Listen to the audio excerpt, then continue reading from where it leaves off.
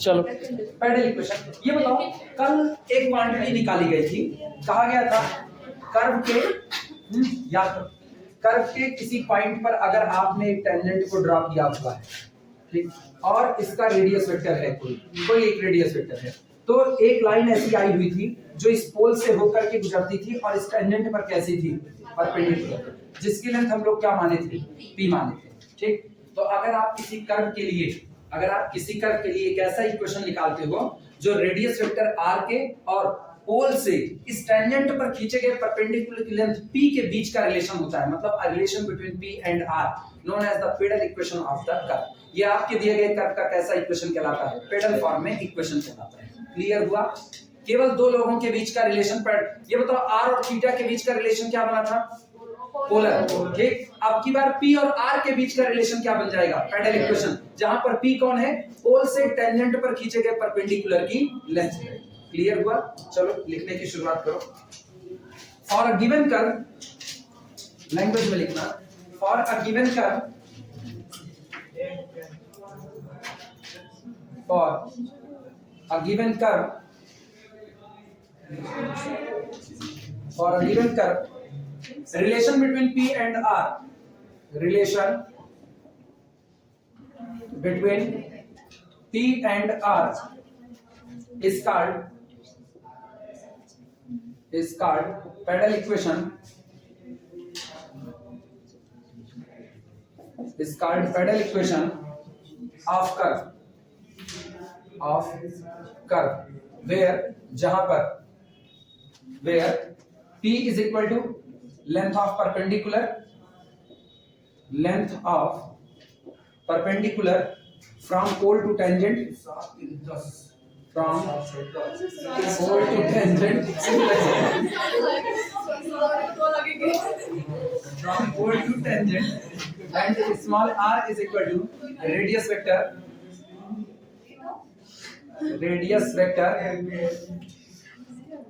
of any point, radius vector of any point on curve,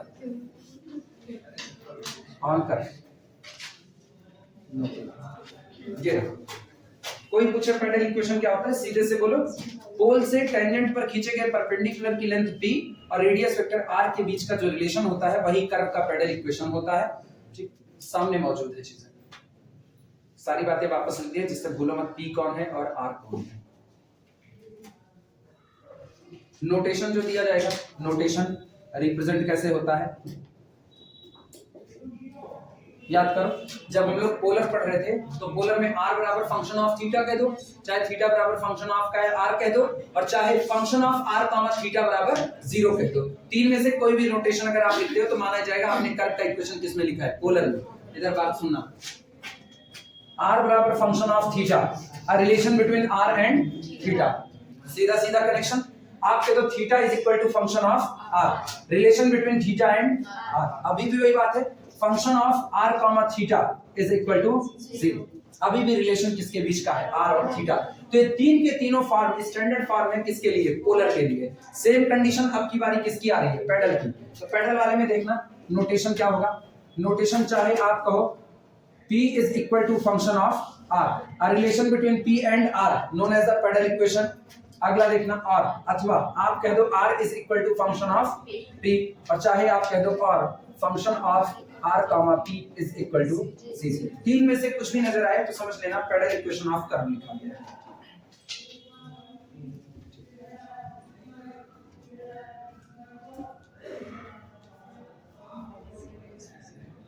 दो बातें main आती हैं, कार्टेशियन में इक्वेशन दिया जाता है तो कभी कभी ऐसा कहता है कार्टेशियन में लिखे गए इक्वेशन को चेंज कीजिए पेडल में, कभी कभी पोलर में दिया जाता है और कहता है पोलर को चेंज कीजिए पेडल में। तो हम दोनों ट्रांसफॉर्मेशन पढ़ेंगे, किस तरीके से आप कार्टेशियन इक्वेशन को पेडल में चेंज करते हो और किस तरीके से पोलर इक्वेशन को पेडल में चेंज करते हो, दोनों बातें पढ़ी जाएंगी। ये नोट कर लो तो फिर आगे बढ़ जाए। कल का वीडियो अपलोड नहीं किए हैं, आज कर देंगे। ठीक, कल डेटा सारा एग्जॉस्ट कर दिया था, इसको मॉडिफाइड करने के चक्कर में, इसलिए कल कुछ नहीं हो पाया, आज कर देंगे।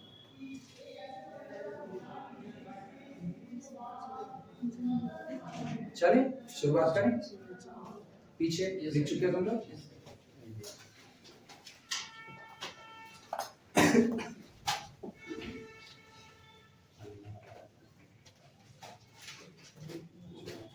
down transformation from Cartesian to pedal form. Transformation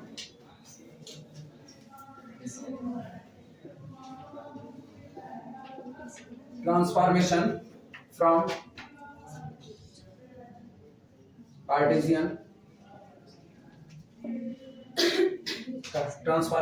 Cartesian to pedal form.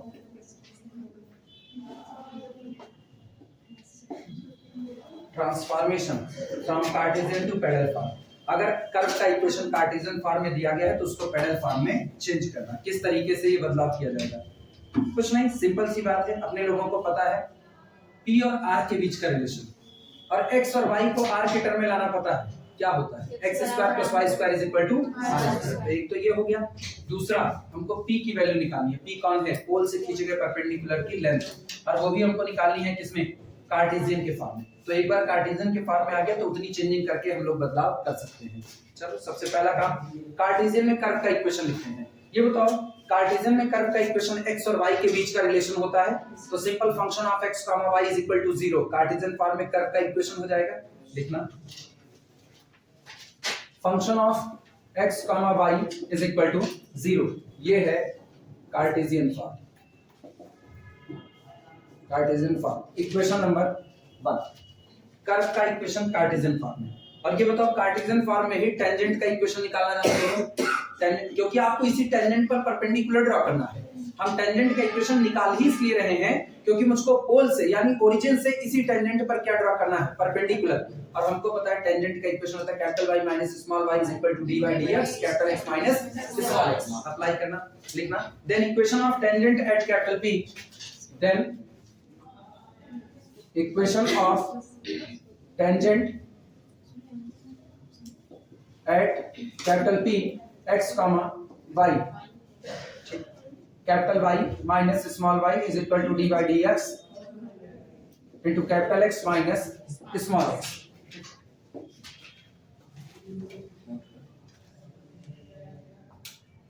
एक काम करो, चूंकि हमको परपेंडिकुलर ड्रॉ करना है तो इस फॉर्म में काम नहीं चलेगा, और इसको लाइन के स्टैंडर्ड फॉर्म में लिखें, जहां लाइन का स्टैंडर्ड फॉर्म हम लोग इंटर में पढ़े हुए थे, 9th में भी, ax + by + c = 0। और इसको वहां पर लिख करके चलते हैं। दिस इंप्लाइज दैट y, ये बताओ ये कौन है? dy/dx into capital X, इसको इधर लेकर के आओ, माइनस dy/dx और into capital X, ax + by, और फिर अगली बात कौन? कांस्टेंट। सारे कांस्टेंट एक साथ इकट्ठे करो, -y और dy/dx के साथ ये प्लस ब्रैकेट के अंदर में dy/dx, ये उधर आएगा तो पॉजिटिव में, dy/dx into x और माइनस कितना? y बराबर कितना? ये हो गया टेंजेंट का इक्वेशन। नोट करो,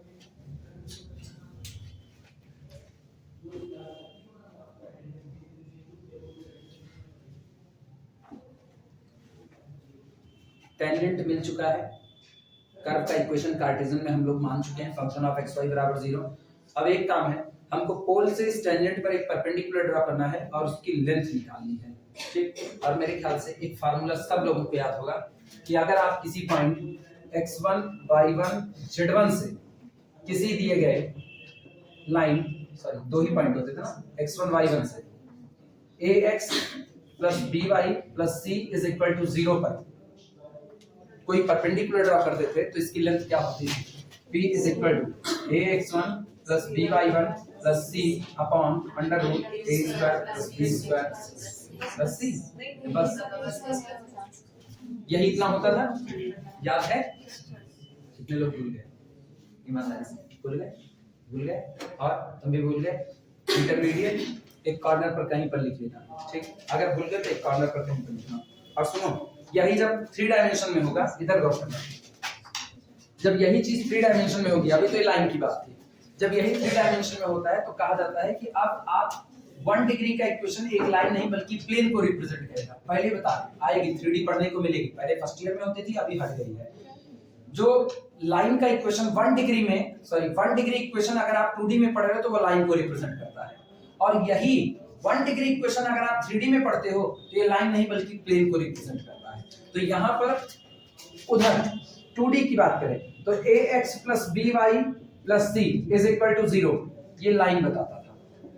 जब 3D में आते हो तो ax plus by plus cz 3 coordinate होते थे plus d is equal to 0 ये क्या बताता था? प्लेन बताता था। और दोनों में कोई फर्क नहीं, पर्टिकुलर किसी दिए गए पॉइंट से प्लेन पर खींचे गए परपेंडिकुलर का भी फार्मूला वही है जो पर्टिकुलर किसी पॉइंट से लाइन पर खींचे गए परपेंडिकुलर का फार्मूला होता है। यानी अगर इस पर मुझको particular point x1 y1 z1 से परपेंडिकुलर ड्रॉ करना हो x1 y1 z1 तो इसकी लेंथ होती थी p ax1 plus by1 plus c z1 plus d whole divided by under root a square plus b square plus कितना। दोनों में कोई खास फर्क नहीं है, लेकिन हाँ बहुत जमीन आसमान का फर्क है। फार्मूला याद करने के लिए सारी चीजें भले आसान है, लेकिन अगर गौर करोगे तो वो सिर्फ और सिर्फ एक लाइन थी और ये कौन हो चुका है? प्लेन हो चुका है। तो ये बेसिक अंतर होता है जो तुमको बाद में पता चलेगा कि अगर आप वहां जाते हो कहां 2D में तो 1 डिग्री का इक्वेशन हमेशा क्या बताएगा? लाइन। वहां केवल x होगा और y होगा। जब आप 3D में आते हो 3 डायमेंशनल ज्योमेट्री तो यहाँ पर 1 डिग्री का इक्वेशन प्लेन को बताएगा और 3 कोऑर्डिनेट होंगे x y और z और इक्वेशन सेम होगा। परपेंडिकुलर की लेंथ का फार्मूला भी सेम होगा। इवन ना दो पॉइंट के बीच के डिस्टेंस का फार्मूला 2D और 3D में भी सेम आता है। वहां होता था अंडर रूट x2 x1 का whole square plus y2 y1 का होल स्क्वायर। यहाँ एक कोऑर्डिनेट और बढ़ गया है, कौन सा? z। तो यहाँ फार्मूला होगा अंडर रूट x2 x1 का whole square plus y2 y1 का whole square plus z2 z1 का होल स्क्वायर। कोई खास फर्क नहीं है, लेकिन बहुत फर्क है। आई बात समझ में? चलो शुरुआत करते हैं।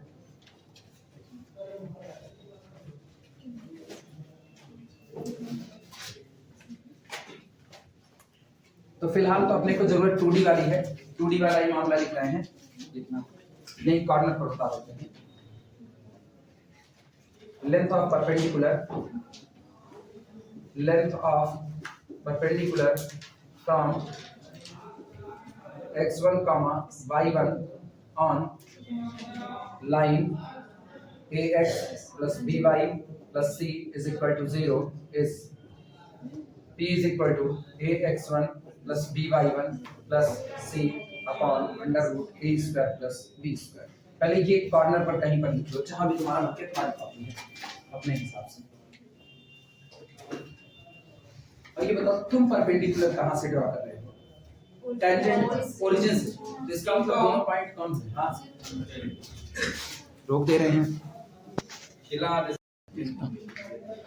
y minus dy dx x plus dy dx x minus y is equal to। अब सुनो, इस पर ओरिजिन से परपेंडिकुलर डालो और उसकी लेंथ निकालो। ओरिजिन से परपेंडिकुलर डालेंगे तो हियर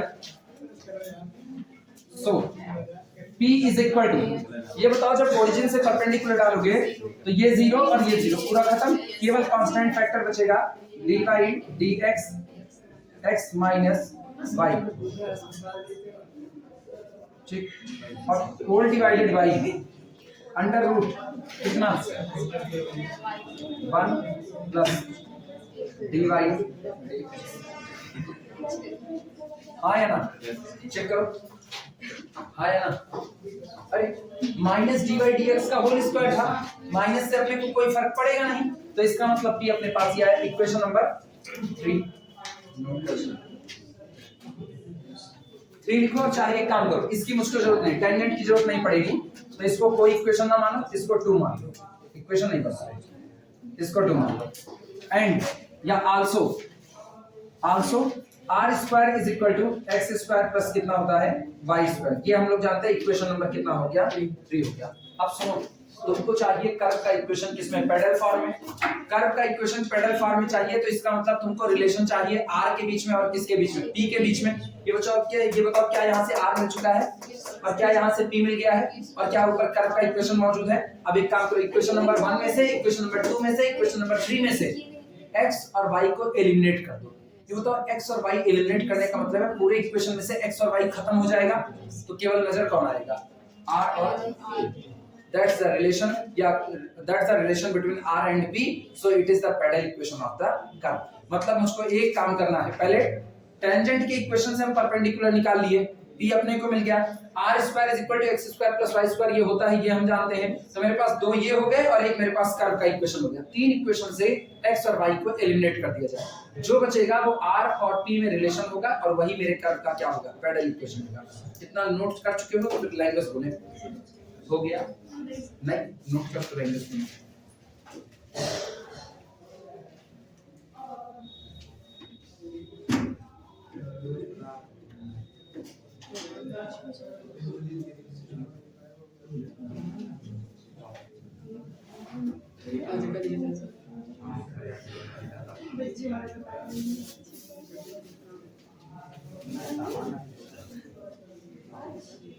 हो जाएगा तो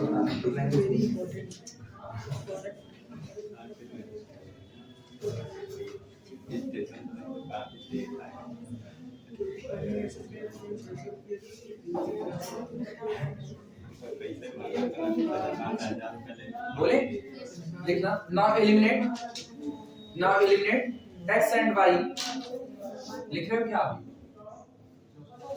यहाँ लिखते हैं हम। नाउ एलिमिनेट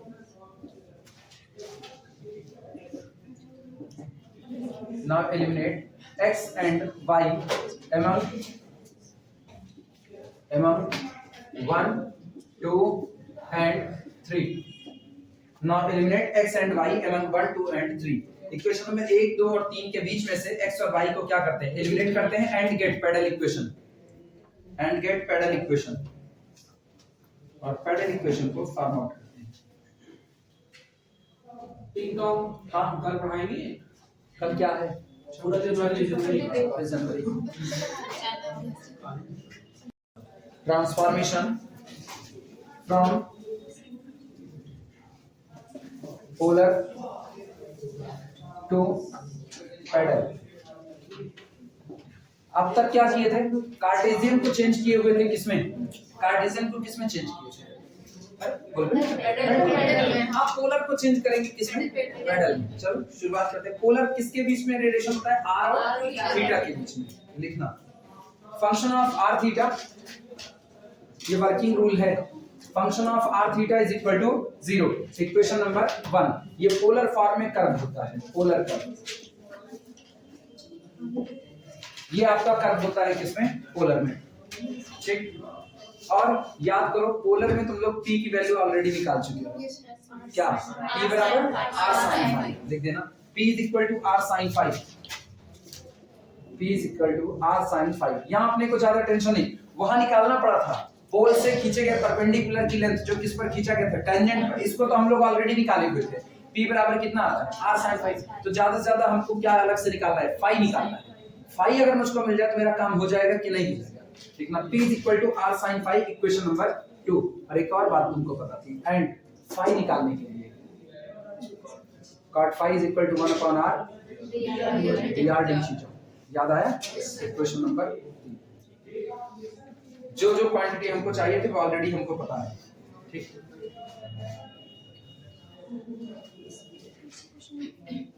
अब ये बताओ, गौर करना, तुमको किसमें इक्वेशन चाहिए? पैरेलल में। पैरेलल का इक्वेशन किसके बीच में रिलेशन होता है? r के और थीटा के बीच, सॉरी r के और p के बीच। और तो कोई नहीं होता ना। कौन एक्स्ट्रा क्वांटिटी नजर आ रही है? Theta phi. दो एक्स्ट्रा क्वांटिटी है। इन तीन इक्वेशन के बीच में से थीटा और फाई को एलिमिनेट कर दो, जो बचेगा वो आपका इक्वेशन होगा किसमें? पैरेलल फॉर्म में। लिखना एलिमिनेट, ऐसे करके लिख देना eliminate theta and phi among these. क्या पूछना है बताओ? हाँ मेरा पूछना कहां से एलिमिनेट हो। eliminating theta and phi among these we get parallel equation.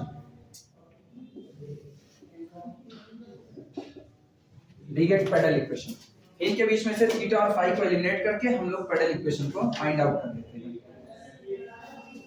कभी कभी ऐसा होता है ना जब आपको फाई की वैल्यू नहीं मिल पाती है इससे जो ये चल रहा है, उसके लिए हम लोग एक और रिलेशन का इस्तेमाल करते हैं जो हम लोग लास्ट में लिखे थे। याद है? जहां पर हम लोग 1 upon r बराबर u मान लिए थे। पलट करके देख सकते हो 1 upon p स्क्वायर का वो रिलेशन दिया है। 1 upon p square is equal to 1 upon r square. आगे बाद में उसी 1 upon r को हम लोग क्या मान लिए थे? u। तो ये u स्क्वायर बन गया था और plus du by d theta बना था। याद आ रहा है? नोट में लिख लेना इस बात को। इस बात को नोट में लिख देना, नोट। लेकिन ये काम तभी करेंगे ना जब अपने को यहां से पाई नहीं मिलेगा तब। अपने लोग बैकअप प्लान रखने हैं। अगर मान लो यहां से निकाले पाई बहुत कॉम्प्लिकेटेड हो गया, नहीं मिल रहा है, तो हम लोग वहां चले जाएंगे उसके पास पाई निकालने के लिए। बोले लैंग्वेज को अच्छा लिख लो।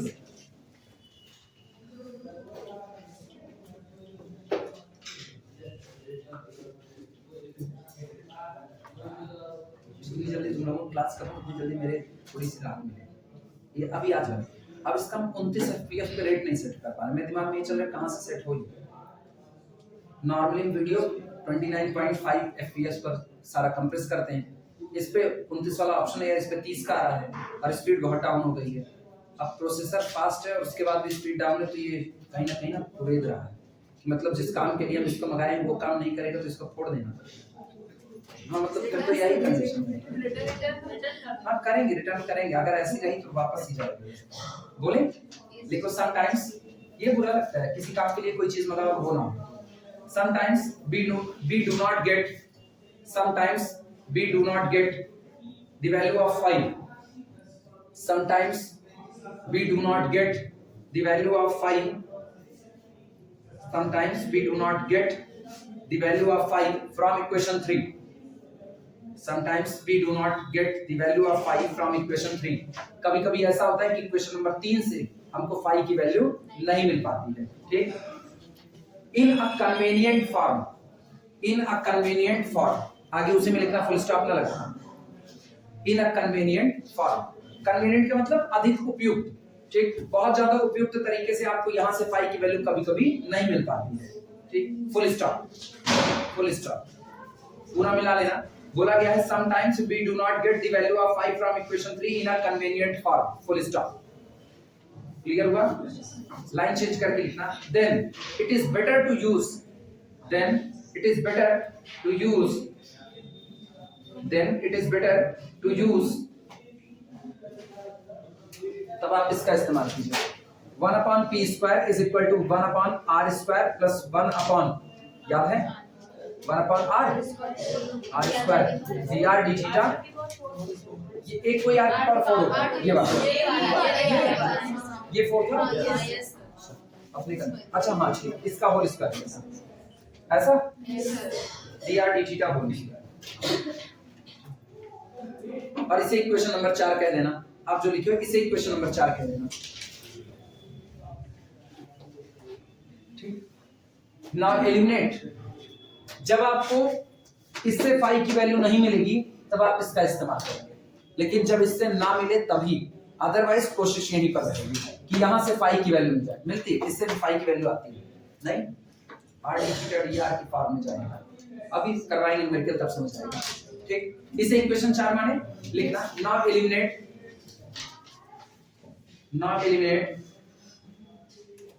होता क्या ना, इधर गौर करना। आप किसको एलिमिनेट कर देते? थीटा।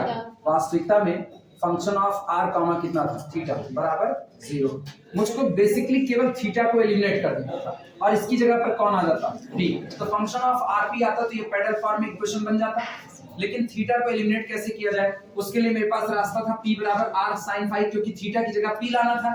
तो पता चला p बराबर कितना हुआ? r sin phi। और जब p बराबर r sin phi हुआ तो एक नई क्वांटिटी पैदा हो गई phi। अब तक फाई नहीं था, लेकिन अब नई क्वांटिटी कौन आ गई? फाई। तो अब आपको किसको एलिमिनेट करना है? थीटा को और किसको? फाई को। दो लोगों को एलिमिनेट करना है। पता चला आपको यहाँ से फाई ही नहीं मिल रहा। जब यहाँ से फाई नहीं मिल रहा है तो अब आप क्या फाई को एलिमिनेट कर पाओगे या आप थीटा को एलिमिनेट कर पाओगे? नहीं। तब आप इसका इस्तेमाल करोगे। और गौर करो इसमें कौन कौन इन्वॉल्व है? p इन्वॉल्व है, r इन्वॉल्व है और थीटा। अब ना इनकी किसी की जरूरत नहीं।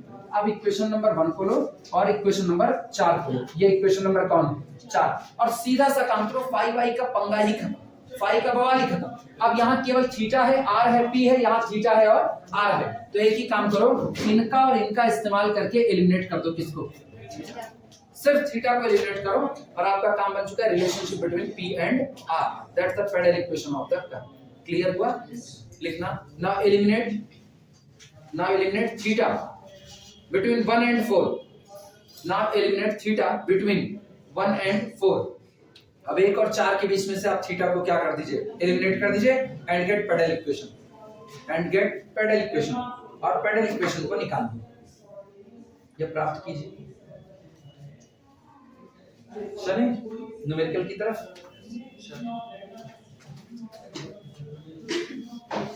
प्रॉब्लम लिखना, find the pedal equation,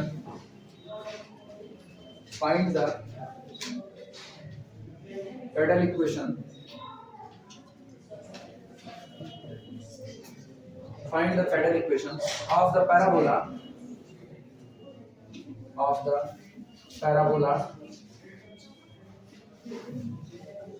y square बराबर 4a into x plus a।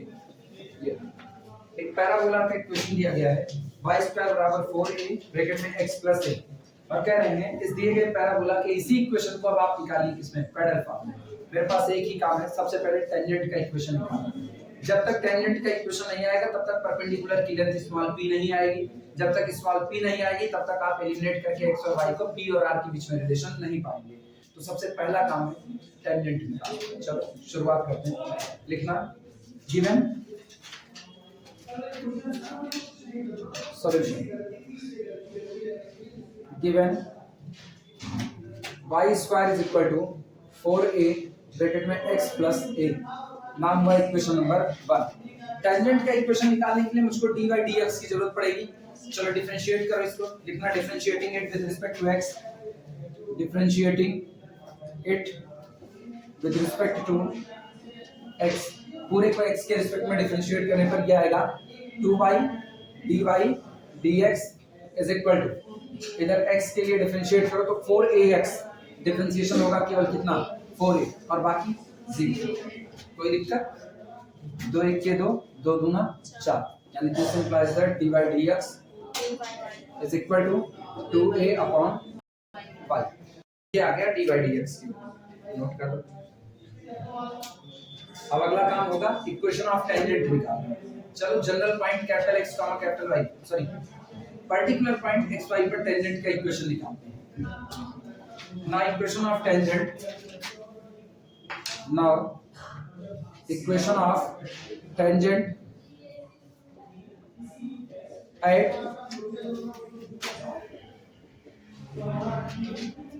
x comma y for 1। दिए गए पैराबोला के पर्टिकुलर किसी पॉइंट x comma y पर टेंजेंट का इक्वेशन, सबको पता है क्या लिखा जाने वाला है, capital Y minus small y is equal to dy dx, bracket के अंदर में capital X minus small x। This implies that capital Y minus small y is equal to dy dx की value 2a by y, bracket के अंदर में capital X minus small x।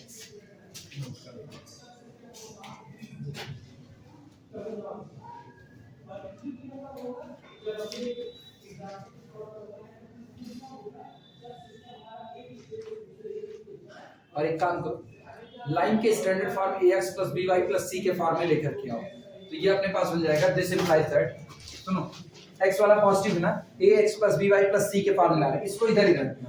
ये होगा 2a upon y x, इनको इधर लेकर के आओ, तो इसको इधर लाओगे तो y इधर आकर के कितना होगा, माइनस y और प्लस कांस्टेंट फैक्टर सारे एक ब्रैकेट में।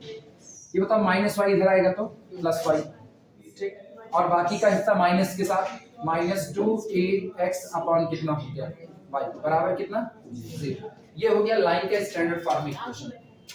क्या गलत हो गया, इसे इक्वेशन नंबर 2 मान लो।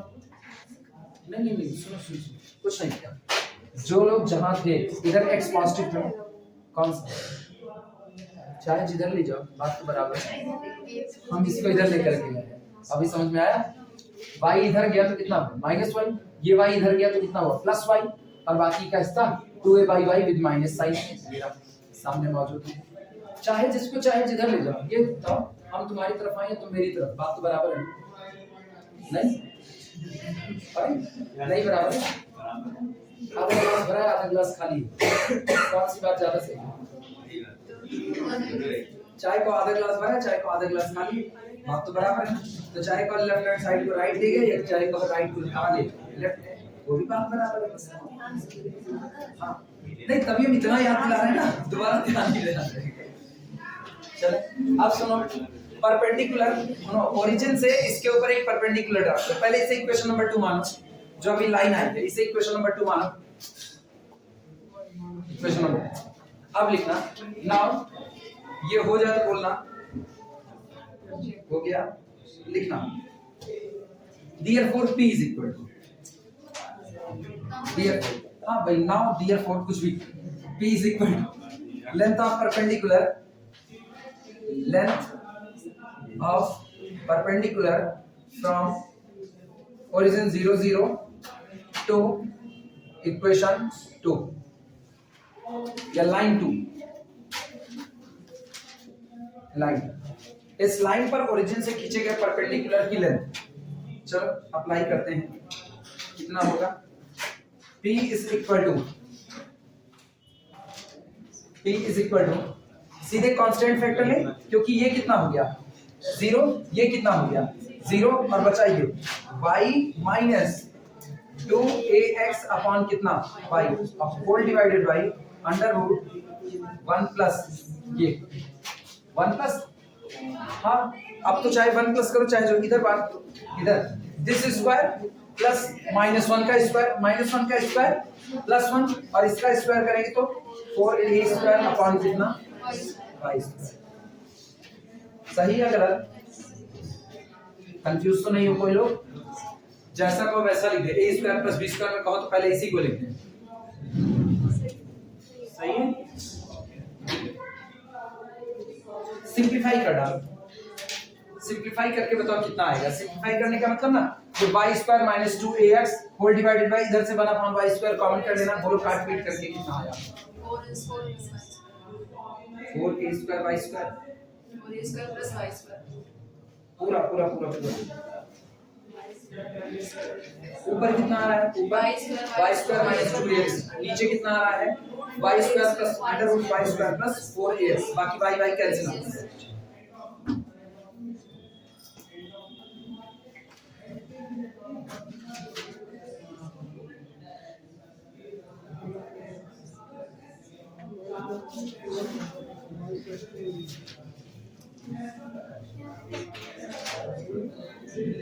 नहीं यार हंसी हो गई कहाँ? अच्छा सुन, नहीं बोलोगी बहनी तो हम कैसे जानेंगे, हमको लगा आसान सी बात है, हालांकि हमको गलत लगा, हमको ऐसा नहीं लगना चाहिए था। सुनो, ये जो दिया गया है ये लाइन है, ये लाइन कैसी नजर आ रही है, ये लाइन है ax plus by plus c बराबर 0 और इस लाइन पर हम परपेंडिकुलर डाल रहे हैं 0, 0 से, तो परपेंडिकुलर की लेंथ स्मॉल p बराबर होगी 2a upon y into x, और x की जगह पर कितना 0 minus 1 into 0 plus constant factor as it is y minus 2ax upon कितना y whole divided by under root a square 2a upon y का whole square plus minus 1 का whole square, ये रहा। अभी बताओ ये 0 ये पूरा फैक्टर ही खत्म हो गया, मामला खत्म, बचा कितना y minus 2ax upon this और होल डिवाइडेड बाई दिस, ये 1 स्क्वायर का मतलब माइनस 1 का स्क्वायर का मतलब कितना 1 और इसका मतलब कितना 4a square upon y square, तो 4a square upon y square. अभी क्लियर हो सबको? अच्छा आप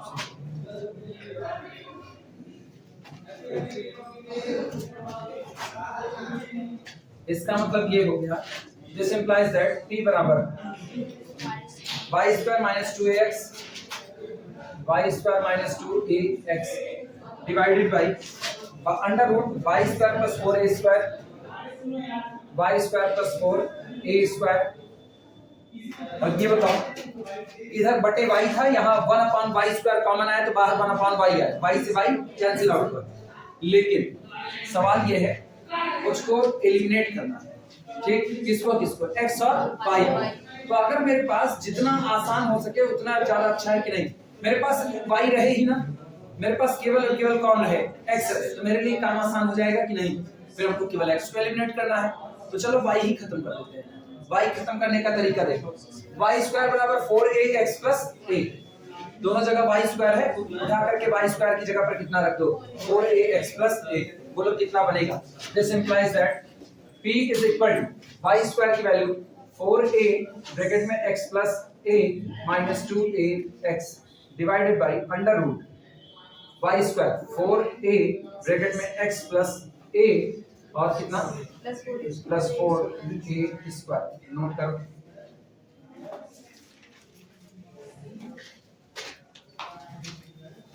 अब काट पीट करके बताओ अब कितना आएगा?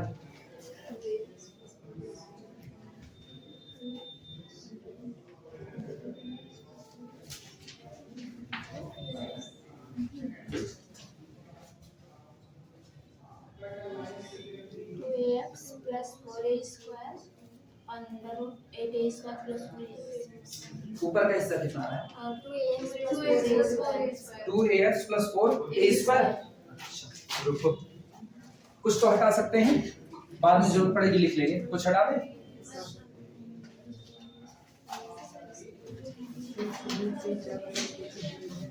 सुनो, ये मेरे पास है, this implies that p is equal to, ध्यान देना, 4ax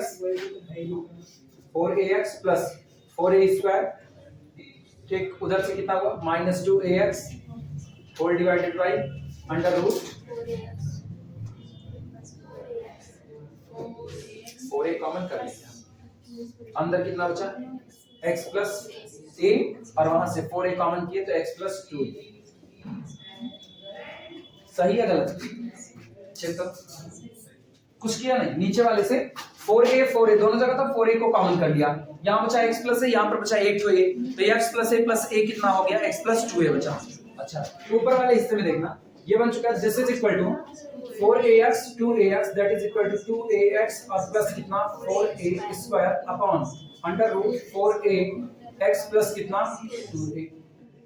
ठीक, एक काम करो, ऊपर से ना 2a को कॉमन कर लो, तो दिस इज इक्वल टू, ऊपर से अगर हम 2a कॉमन करें तो ऊपर कितना बच रहा है x प्लस 2a कॉमन कर रहे हो तो 2a upon under root 4a x plus 2a, ये बना।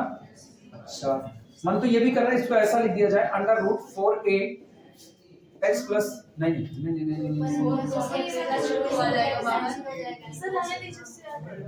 उसको बनी और छोटा करना चाह रहे हैं ना, हो जाएगा यार, रूट बनी अंडर रूट 4 नहीं सर रहने दीजिए, वहां से आ जाएगा r square is equal to x square plus y square, वहां से आ जाएगा डायरेक्ट।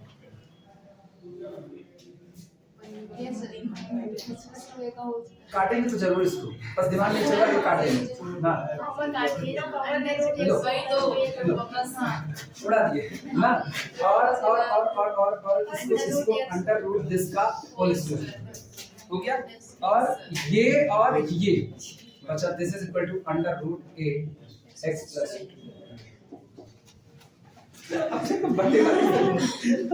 बटा देख करके ना मन नहीं करता लगाने, किसी ने उड़ा रहे थे बस उसको। समझ में आया कैसे उड़ा? काट दो उसको, नया परेशान तो उसको रहने दिया जाए, हम परेशान थे, हम बटे वाला हटा देंगे।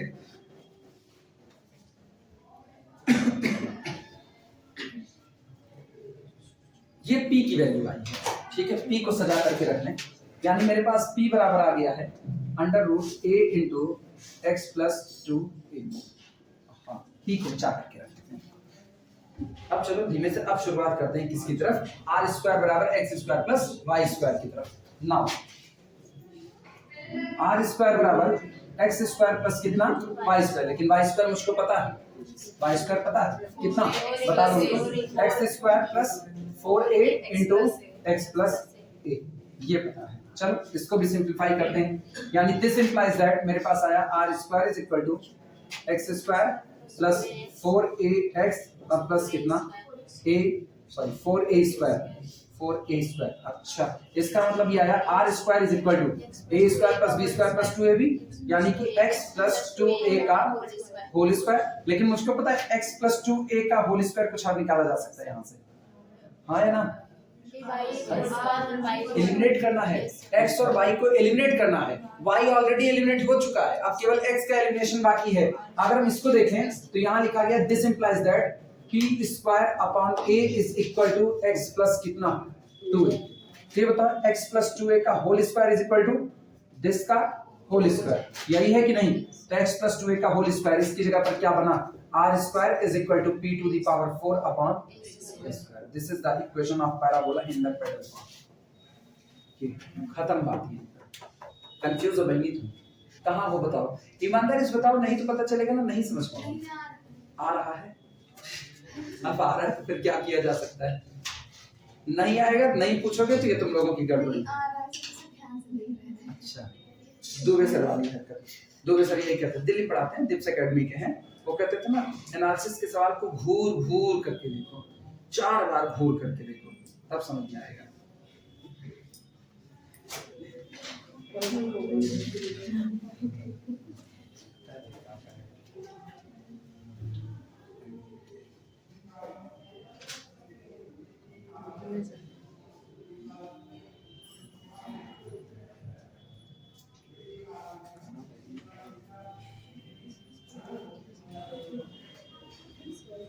चाहो तो एक स्क्वायर काट सकते हो, चाहो तो एक स्क्वायर काट सकते हो। अरे आर स्क्वायर बराबर पी स्क्वायर अपॉन ए का होल स्क्वायर है ना, कौन सा? अभी स्क्वायर लगा हुआ है ना, प्लस आर जो है वो रेडियस वेक्टर नेगेटिव नहीं ले सकता, आर रेडियस वेक्टर नेगेटिव नहीं ले सकता ना, इसीलिए वो जाएगा प्लस में ही।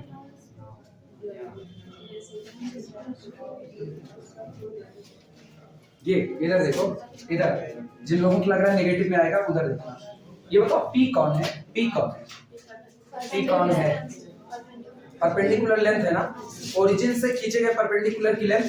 तो अगर हम इसको ऐसा लिख दें, इधर गौर करना, अगर हम इसको लिख दें this implies that p to the power 4 is equal to r square a square. तो this implies that p square का whole square is equal to r square a square, यानी this implies that p is equal to, sorry p square is equal to r। गया कि नहीं? और अगर तुमको और आसान करना हो तो this implies that p is equal to, अब जहां तुम करोगे प्लस माइनस आने वाला ना, देखो plus minus under root r a, but we can't take negative sign because p is the length of perpendicular from origin to the tangent, और length कभी भी नेगेटिव नहीं हो सकती। तो चाहे कर भी हम यहाँ प्लस माइनस में माइनस नहीं ले सकते। आप पता चला? तो अगर और शॉर्ट करना चाहो तो यहाँ से इस तरह ला दो, तो p is equal to this आ जाएगा अंडर रूट r a। और शॉर्ट करना चाहो तो यहाँ पहुंचा दो, और छोड़ना चाहो वहीं पर छोड़ दो, कोई रोक टोक नहीं।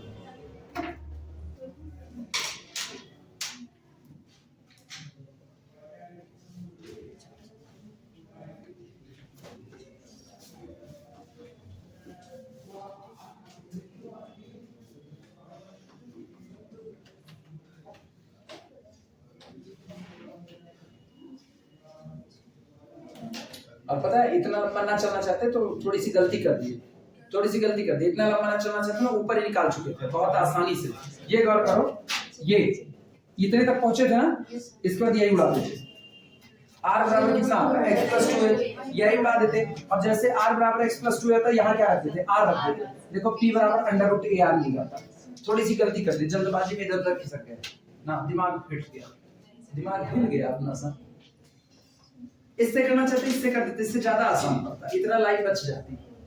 मार्कर की खर्चा हो गई, बोर्ड की लाइन खर्चा है। कौन सा डायरेक्ट लिखे थे तुम लोग?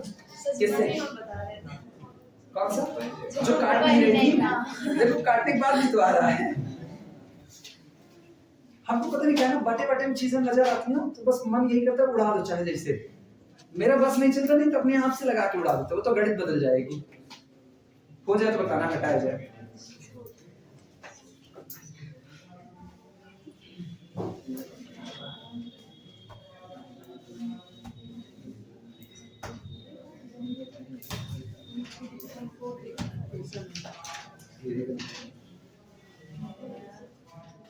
हो गया सबका, मिटाया जाए।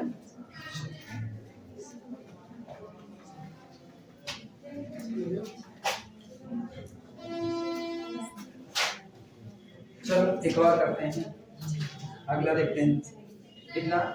Find the pedal equation. सुनो, एक ये करवाए जिसमें कार्टेशियन का इस्तेमाल किए, ठीक, एक करवाना है जिसमें पोलर से पेडल में आ रहे हैं। लिखना find the pedal equation of the curve problem.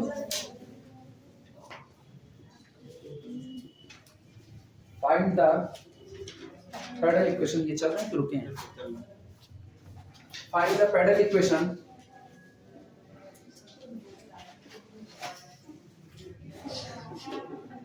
of the curve. Find the pedal equation of the curve. R to the power n is equal to a to the power n sin n theta. ये curve का equation polar में दिया गया है। इस बार आपको कह रहे हैं कि आप पोलर फॉर्म को चेंज कर दीजिए, किसमें, पेडल इक्वेशन में।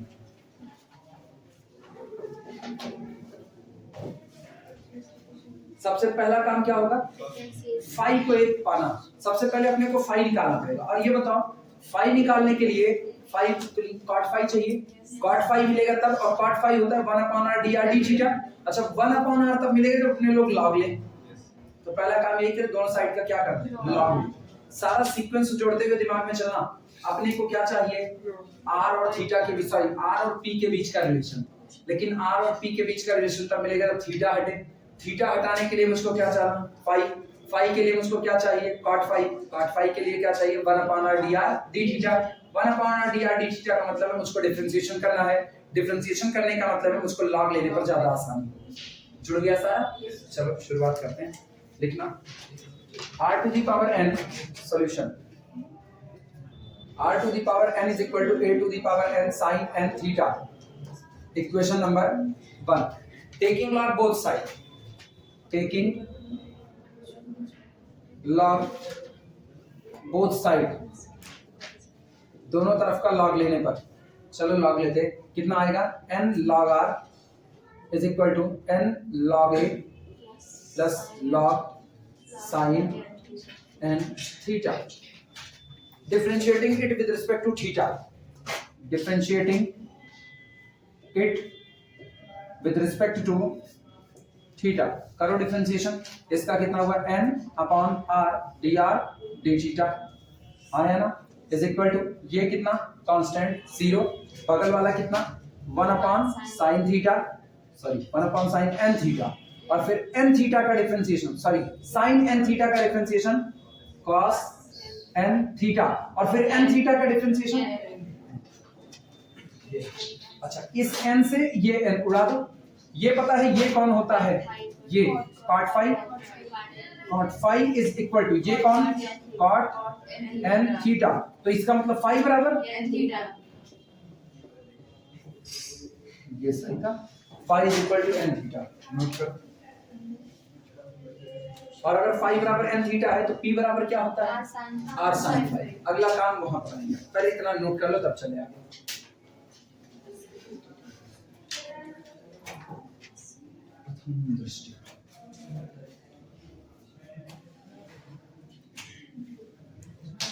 अब तो ऐसे मौसम खुलने लगता ज्यादा अच्छा लगता है। अब जितनी धूप निकली है ऐसे पता चलता है, दिन धूप ना निकले तो हो जाएगा तो करना।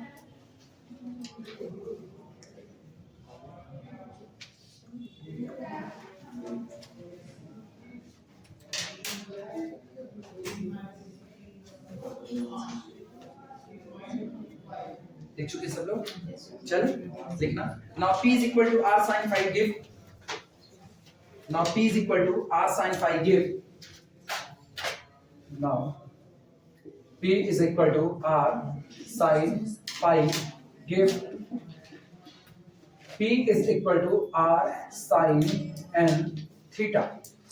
का इक्वेशन अब तक कोई इक्वेशन माने हो, एक माने, ठीक। इसको इक्वेशन नंबर 2 कह देना। दिस इज इक्वेशन नंबर 2, ठीक। अब एक काम करना है, इक्वेशन नंबर 1 और इक्वेशन नंबर 2 के बीच से किसको एलिमिनेट कर देना है, थीटा। इक्वेशन नंबर 1 देखो, ये रहा sin n थीटा है। और गौर करो sin n थीटा की वैल्यू क्या p/r रख सकते हैं कि नहीं, तो यहाँ पर p/r रख दो। अब ये बताओ जैसे यहाँ P बाई R हुआ तो पूरा का पूरा इक्वेशन किसमें है? केवल P में और R में। यही मेरा पेडल इक्वेशन होगा। लिखना एलिमिनेटिंग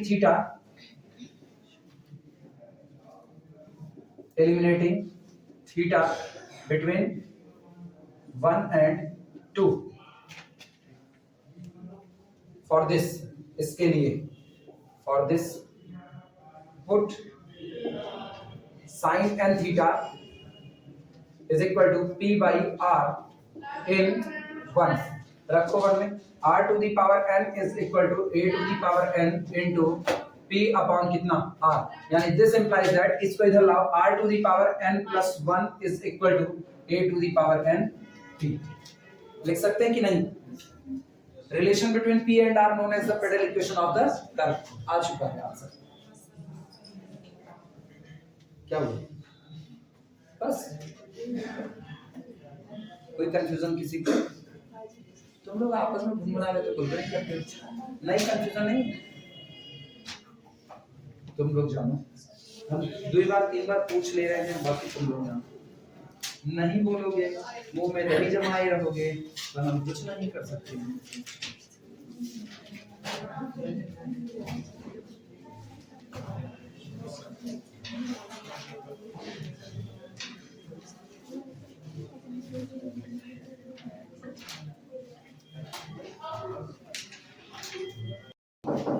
यही प्रॉब्लम है। Find the pedal equation of the curve x = a cos cube theta, y = a sin cube theta. जो अपना अपना लगा रहे हैं वो अपना अपना लगाते रहे। ठीक, हम एक तरफ लगाते चल रहे हैं। जिनको नहीं आ रहा है वो मेरे साथ बोले, जिनको नहीं आ रहा वो मेरे साथ हो सकते हैं। Solution given curve b, given curve b, और बीच बीच में हम पूछेंगे कि किसका कितना आया कितना नहीं आया। दिया गया कर्व है x = a cos cube theta, equation number 1, y = a sin cube theta, equation number 2। पहला काम था टेंजेंट का इक्वेशन निकाला, लेकिन वहां तक जाने के लिए dy dx की दरकार है। तो dy dx के लिए पहले dy d theta dx d theta निकाला जाए। तो यानी हम लोग इससे निकालेंगे, this implies that dx d theta is equal to, चलो थीटा के लिए डिफरेंशिएट करो, 3 आगे आएगा, ये आएगा 3a cos स्क्वायर थीटा। लेकिन अब cos थीटा का डिफरेंशिएशन माइनस साइन, तो माइनस साइन थीटा, ये रहा। और इसके बाद this implies that dy d theta is equal to, ये आएगा अपने पास 3a sin स्क्वायर थीटा, और sin थीटा का differentiation cos theta. Therefore dy dx is equal to dy d theta divided by dx d theta is equal to dy d theta देखते हैं 3a sin square theta cos theta divided by minus sine ऊपर ले लेते हैं 3a cos square theta sin theta, 3a cancel out हुआ, एक sin theta से ये कैंसिल आउट हुआ, एक cos थीटा से ये कैंसिल आउट हुआ, sin upon cos that is equal to -tan। ये मेरे पास dy dx की वैल्यू आ गई थी। क्या इतने तक सब लोगों का आ चुका है या कोई ऐसा था जिसका इतने तक नहीं आया था? हम रुके हुए हैं। सर p की वैल्यू कितनी आ रही है? p की वैल्यू कितनी आ रही है? sin थीटा cos थीटा, ये sin थीटा cos थीटा।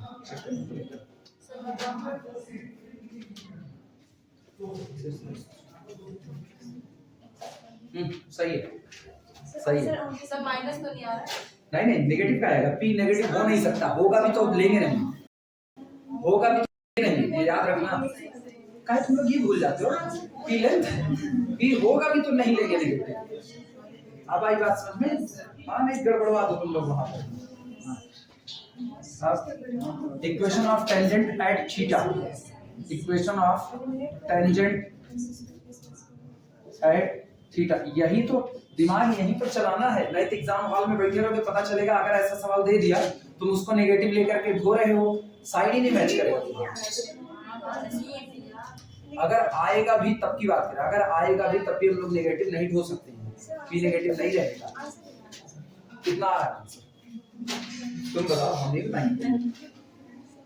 तुम बताओ कितना आ रहा है?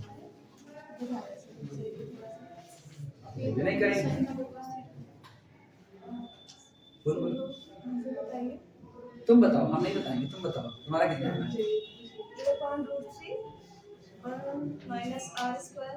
बहुत खतरनाक आंसर है, सीधा सीधा है। आर स्क्वायर बराबर a square minus 3 p square. A square minus 3 p square. का स्क्वायर कर दिया sir. R square is equal to a square minus 3 p square. हाँ मेरे इतना आ गया। आया? हाँ। ये लो। चलो, equation of tangent at theta is equal to small y minus y हमको कितना दिया है? y पता करो। मेरा y कितना है? a sin cube theta is equal to dy dx, और dy dx कितना है? Minus tan theta into x minus x। x कितना है मेरे पास? ये रहा, यानी x minus a cos cube theta. ये रहा टेंजेंट का इक्वेशन। ये है, सिंपलीफाई करो इसको जितना हो सके। तो ये tan थीटा को उधर लेकर के चलते हैं, तो ये मेरे पास आ जाएगा, this implies that tan theta x, ये उधर गया tan थीटा x, y को एज इट इज पड़ा रहने देते हैं, प्लस y और बाकी कांस्टेंट वेक्टर। अब तो सब उधर जाएगा, minus minus plus a cos cube theta into tan theta इधर जा रहा है, ये होगा प्लस a tan थीटा। रुको रुको, माइनस माइनस प्लस होना, उधर जाएगा तो नेगेटिव हो जाएगा, तो माइनस को कॉमन ही कर दिया जाएगा, minus common a tan theta. उसके बाद फिर कितना? cos cube theta, cos cube theta, और इधर से कितना बच रहा है मेरे पास? माइनस माइनस प्लस ये a sin क्यूब थीटा, और बराबर कितना? 0। ये आपका टेंजेंट का इक्वेशन आया हुआ है, जो किसमें आया हुआ है? x और y के फॉर्म में आया हुआ है। अगर बहुत कुछ और शुद्ध करना चाहो तो एक ही काम कर सकते हो, tan थीटा को तोड़ करके sin अपॉन cos में, और बेहतर फायदा वहीं पर होगा, क्योंकि एक बार ये sin अपॉन cos में आया तो sin square theta plus cos square theta 1 बनने के चांस है। आया ना? ठीक, तो अगर हमको बनाना ही है तो या तो फिर सीधे बनाया जाए यहीं पर तोड़ करके, और या तो यहीं पर sin थीटा बटे cos थीटा कर लेते हैं, यहीं पर कर लिया। इसको अगर हम कर देते sin थीटा बटे कितना? cos theta. अब गौर करो कितना होता है? एक cos इधर चला था, तो cos थीटा y, यानी हम इसको बदलते हैं, ये मेरे पास हो जाता cos थीटा y, इधर minus a cos theta sin cube theta is equal to minus sin theta x, यहाँ पर इसमें।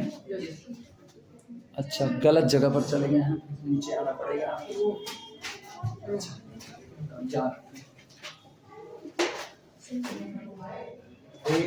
ये अभी सही है? अभी अब ठीक है। ये हो गया अपने पास cos theta y minus a cos theta या sin cube theta cos theta is equal to, multiply करें, minus sin theta x minus minus plus a sin theta into cos cube theta, ये रहा। अच्छा, x वाले को इधर लेकर के आए, this implies that sin theta into कितना हुआ? x plus cos theta into कितना गया? y, और बाकी कांस्टेंट फैक्टर ये इधर आएगा, तो माइनस पूरा कॉमन ही कर लेते हैं, छोड़ो अंदर ही रहने, minus a sin cube theta cos theta, उसके बाद minus a sin theta cos theta, sorry cos cube theta बराबर कितना? 0। अच्छा, दिस इंप्लाइज दैट, इसको लिख सकते हैं sin theta into x plus cos theta into कितना? y। एक काम करते हैं, इधर a sin theta cos theta common कर लेते हैं, माइनस के साथ कॉमन करते हैं, minus a sin theta cos theta common किया, ब्रैकेट के अंदर में जहां पर बचा sin स्क्वायर थीटा प्लस कितना? cos square theta is equal to 0, और इसकी वैल्यू कितनी? 1। तो फाइनली मेरे पास टेंजेंट का इक्वेशन आ रहा है sin थीटा इंटू कितना? x plus cos theta into कितना? y, और minus a sin theta cos theta is equal to 0। ये टेंजेंट का इक्वेशन। क्या सारे लोगों का टेंजेंट का इक्वेशन यही आ रहा था? यही। तो अगला काम क्या होगा? P को निकालना। P कौन है? ओरिजिन से टेंजेंट तक खींचे गए परपेंडिकुलर की लेंथ है। देखना। अच्छा पहले इतना नोट कर लो, जो लोग नहीं लिखे हैं वो लोग इतना नोट कर लें, जिनका नहीं आ रहा है बोल, संकोच मत करो, हो सकता है नहीं आता, कई लोगों का नहीं आता, हम भी पढ़ते, मेरा भी नहीं आता, बता दो हमको भी टीचर देता, हमारा भी।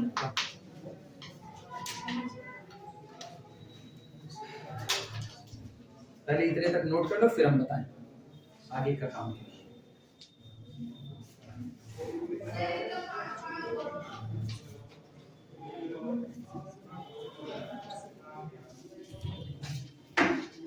एक लाइन और लिख दे तो अपने को कम मिटाना पड़ेगा, एक लाइन और लिख दे, लेंथ निकाल देते हैं यहीं पर ना। Therefore P is equal to perpendicular from, हाँ कौन सा, एक लाइन छोड़ दी है, तो सही है, perpendicular from origin to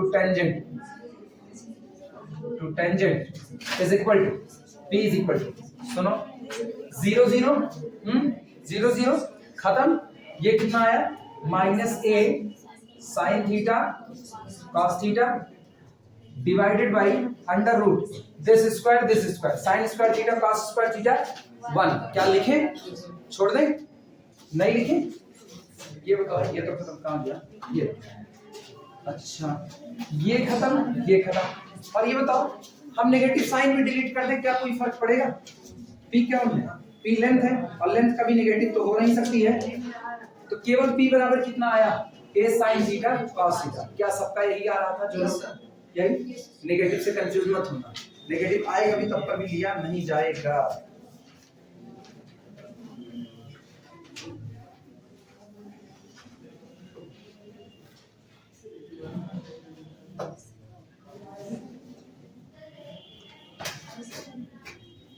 चलो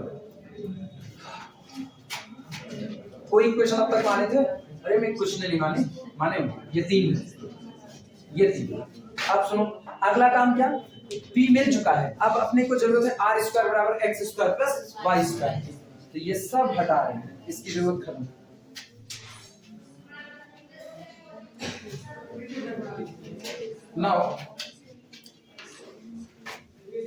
now r square is equal to x square plus कितना y square, implies that r square is equal to x square, मतलब a square cos की पावर 6 थीटा प्लस इधर भी a स्क्वायर ना बाहर कर लेते हैं sin की पावर 6 थीटा, यही ये तो ऐसा भी लिखा जा सकता है, this implies that r square is equal to a square bracket के अंदर में cos square theta whole to the power 3 plus sin square theta whole to the power 3, a cube plus b cube, a plus b का whole cube आए ना, a plus b का whole cube और minus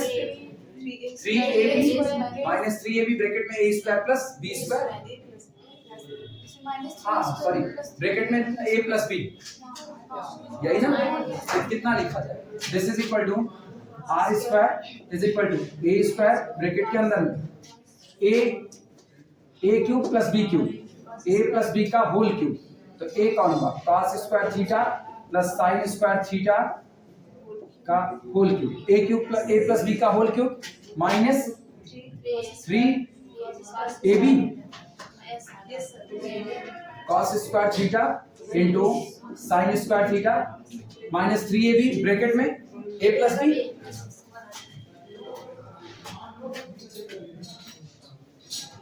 bracket में a plus b कौन है, this plus this cos square theta plus sin square theta, formula check कर लेना सही है कि नहीं, सब सही है, this is equal to r square is equal to a square, ये कितना 1, तो ब्रैकेट में 1 minus 3 cos square theta sin square theta. अब भैया पहले इतना तुम लोग लिख लो, जो लोग नहीं लिख पाए फिर हम आगे चलेंगे, पहले इतना लिख लो।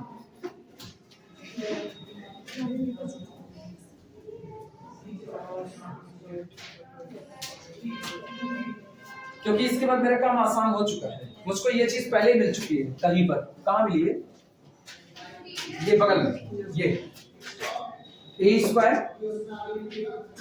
अंदर ले ए स्क्वायर को अंदर लेने पर a square cos square theta sin square theta, जरा होल स्क्वायर लगाओ, a square cos square theta sin square theta t square. तो अगर मैं इसको अंदर ले भी ले, एक लाइन यहाँ पर है जरा, this implies that r square is equal to a square minus 3 ऐसा लिखें a sin theta cos theta का होल स्क्वायर, और इसकी जगह पर रख देते हैं कितना p स्क्वायर, यानी दिस इंप्लाइज दैट यहाँ पर r स्क्वायर बराबर a square minus 3 p square. Answer r और p के बीच का relation, that's the pedal equation of the curve.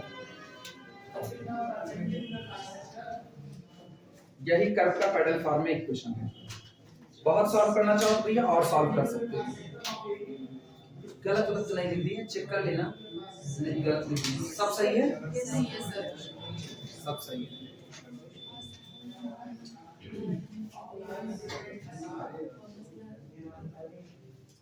Answer कितना आ रहा है इनका, r square is equal to a square minus 3b square, ठीक है सही है।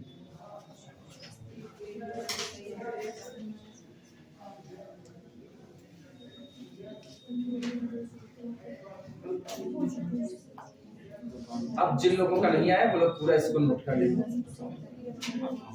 थोड़ा भारी था लेकिन बहुत मुश्किल काम नहीं है, भारी है। फिगर देखना, figure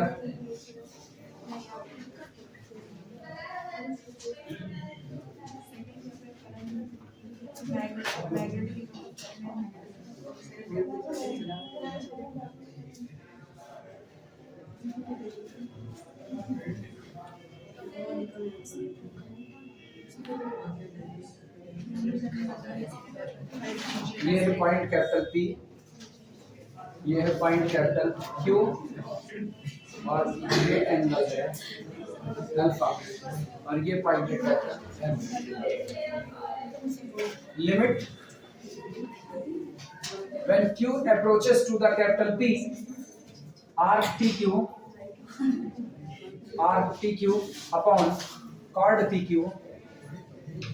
upon chord PQ is equal to 1।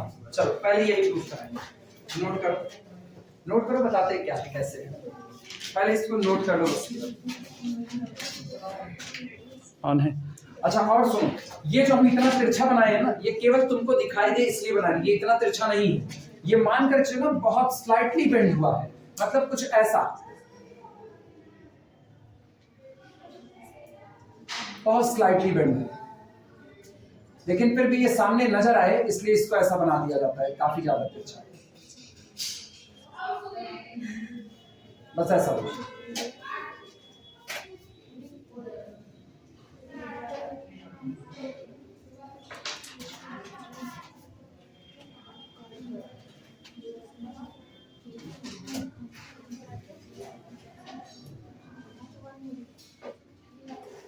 बनाओ बनाओ हम समझा रहे हैं, भागेंगे नहीं बिना समझाए, बस इत्मीनान से बना लो बस इस पे।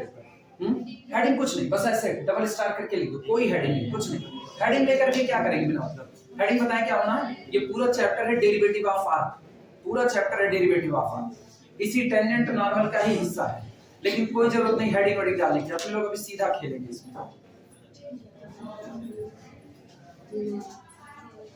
तो सारा कंस्ट्रक्शन कुछ ऐसा है, मुझको एक कर्व दिया गया था, ध्यान देना सारा कंस्ट्रक्शन क्या है, मुझको एक कर्व दिया गया था, इस कर्व के ऊपर हमने दो पॉइंट ले लिया, एक पॉइंट कैपिटल P है जो कौन सा है x और y, और इसके एकदम नाइबरहुड में, नाइबरहुड ना पड़ोस बहुत ज्यादा दूर नहीं होता है, ये हमेशा याद रखना, नाइबरहुड पॉइंट की जब भी हम बात करते हैं ना वो एकदम बगल का पॉइंट होता है। आप यहाँ रहे हो तो प्रतापगढ़ में रहने वाले को अपना पड़ोसी नहीं कहोगे, आप अपने घर के बगल में ही रहने वाले को, मतलब बहुत स्लाइटली डिस्टेंस पर मौजूद पॉइंट को ही अपना नाइबरहुड बताते हो। तो इसका मतलब P के ठीक बगल में कोई पॉइंट बैठा होगा वो इसका नाइबरहुड होगा। और ये बताओ अगर कोई पॉइंट P के ठीक बगल में बैठा है तो P के x कोऑर्डिनेट और उस दिए गए पॉइंट Q के x कोऑर्डिनेट के बीच में ज्यादा डिफरेंस नहीं आएगा, स्लाइटली डिफरेंस आएगा। तो अगर इसका x है तो इसका x प्लस डेल्टा, और अगर इसका y कोऑर्डिनेट y है तो इसका डेल्टा y हो जाएगा, sorry y plus delta y हो जाएगा। लेकिन फिर भी मैथमेटिकली आप कोई फिगर बना रहे तो आंख से दिखना भी तो चाहिए। नैनो टेक्नोलॉजी तो फिगर बन नहीं रहा है, तो इसका मतलब पॉइंट कैपिटल क्यू को यहाँ मिलेगा है एकदम बगल बगल का। तो इसका पॉइंट हो गया x प्लस डेल्टा x कामा y प्लस कितना डेल्टा y। अब ये बताओ क्या ये एक आर्क है कि नहीं है? यहाँ पर हम एक जनरल पॉइंट कैपिटल A ले रहे हैं, तो A से लेकर के P तक जो आर्क होता है, हिंदी मीडियम वाला सीबीएसई बोर्ड वाले जानते हैं आर्क का मतलब क्या होता है, पूरे के पूरे कर्व का एक हिस्सा आर्क होता है। तुम लोगों को बता रहे हैं, तुम लोग ये पढ़े होंगे, ये पढ़े होंगे ना। हाँ हिंदी यही है इसका ना, एक छोटा सा टुकड़ा आपके कर्व का एक छोटा सा टुकड़ा आर्क कहलाता है, दैट्स कॉल्ड चाप। हिंदी में उसी को चाप बोलते हैं, ठीक। अरे पता है इसको चाप क्यों बोलते हैं? कई लोग इसको समझ में क्या इसको चाप बोलते हैं, बताओ चाप कैसे बोलते हैं इसको? चाप चाप जो बोलते हैं क्या बोलते हैं बताओ? रोक दे, वीडियो रोक दे। ये बताओ जो आर्क लेंथ होती है उसको हम लोग किससे कहते हैं? स्मॉल एस से कहते हैं। भाई देखो आर्क लेंथ कौन है? स्मॉल एस से। ए से पी तक की ये जो आर्क है इसकी लेंथ कितनी मान ली? स्मॉल एस मान ली। लेकिन ये बताओ पी तक तो चले आए, पी से क्यू बहुत ज्यादा दूर नहीं है, तुमको दूर दिखाने के लिए हम बनाएंगे, लेकिन बहुत माइन्यूट डिस्टेंस पर है, तो इसका मतलब एस में बहुत थोड़ी सी बढ़ोतरी हुई है, बहुत थोड़ा सा इंक्रीजमेंट किससे दिखाया जाता है? डेल्टा से। तो ये डिस्टेंस कितनी हो गई? डेल्टा से। अभी समझ में आया? अब मुझको इनकी जरूरत इनमें से खत्म। अब हम इस पर एक टेंजेंट ड्रॉ करते हैं। अच्छा सुनो, इसको P और Q को आपस में मिला देते हैं। P और Q को आपस में मिला देते हैं। जब P और Q को आपस में एक सीधी रेखा से मिलाते हो तो ये कौन होता है? ये कौन है? अब नहीं बोले। P और Q को आपस में एक सीधी रेखा से मिला देते हैं, ये कौन है? कॉर्ड। और इसी को हिंदी मीडियम वाले क्या बोलते हैं? अब समझ में आया? तो अपने पास कौन हो गया? कॉर्ड PQ हो गया। P और Q को मिलाया, ये अपना कॉर्ड PQ हो गया। और आर्क PQ की लेंथ कितनी है? Delta S। अब हम लोगों क्या करते हैं, हम इससे एक परपेंडिकुलर ड्रॉ कर देते हैं, इससे एक सामने परपेंडिकुलर, और ये वाला जो पॉइंट है इसी पॉइंट को हम क्या कर देते हैं? कैपिटल M कर देते हैं। अभी गौर करना, वास्तविकता में ये जो QP आपको नजर आ रहा है, ये QP कौन है? ये आर्क QP है। और ये जो आपको PQ नजर आ रहा है यानी QP, ये आपका कौन है? कॉर्ड PQ है। अगर हम कह रहे हैं कि ये डिफरेंस इतना कम है कि slightly delta S approaches to the कितना है? 0। जब डेल्टा S अप्रोचेस टू 0 मतलब इतना माइन्यूट डिफरेंस है कि आप इस बेंड हुई लाइन और सीधी लाइन के बीच में कोई फर्क नहीं पाओगे। ये दोनों आपस में कैसे हो जाएंगे? एक बराबर। और अगर दोनों अप्रोक्सीमेट आपस में एक बराबर हैं तो इनका लिमिटिंग वैल्यू इनकी कितनी होगी? सोचो हम क्या लिखे? लिमिटिंग वैल्यू कितनी होगी? आपस में बराबर नहीं कहा, तो कहा आपस में बराबर नहीं। लिमिटिंग वैल्यू का बराबर होना और आपस में बराबर होना ये दोनों बहुत अलग बात है। आपस में बराबर होना मतलब जो लंबाई आप कॉर्ड की ले रहे हो वही लंबाई किसकी है? आर्क की। लेकिन जब आप कह रहे हो लिमिटिंग नेचर, तो इसका मतलब है ना जब P एकदम बगल होगा Q के या Q एकदम बगल होगा P के, तो इनके लेंथ के बीच में इतना माइन्यूट फर्क होगा कि आप उस फर्क को बता नहीं पाओगे। तो आप कहोगे दोनों की लेंथ लगभग कैसी है? एक बराबर, लगभग एक बराबर। और दोनों की लेंथ लगभग एक बराबर है तो लिमिटिंग नेचर पर वैल्यू कितनी आएगी? 1 आएगी। इसी बात को हमको साबित करना है। Whenever Q approaches to the P, जब जब ये Q खिसकता हुआ किसकी तरफ आएगा? P की तरफ। तो ये बताओ whenever Q approaches to the P, तो डेल्टा S खत्म होने की शुरुआत करेगा कि नहीं? खत्म होने का मतलब delta S approaches to the 0। और जैसे जैसे डेल्टा S अप्रोच करेगा 0, arc PQ upon chord PQ क्या दिखाना है? चलिए शुरुआत करें। चलो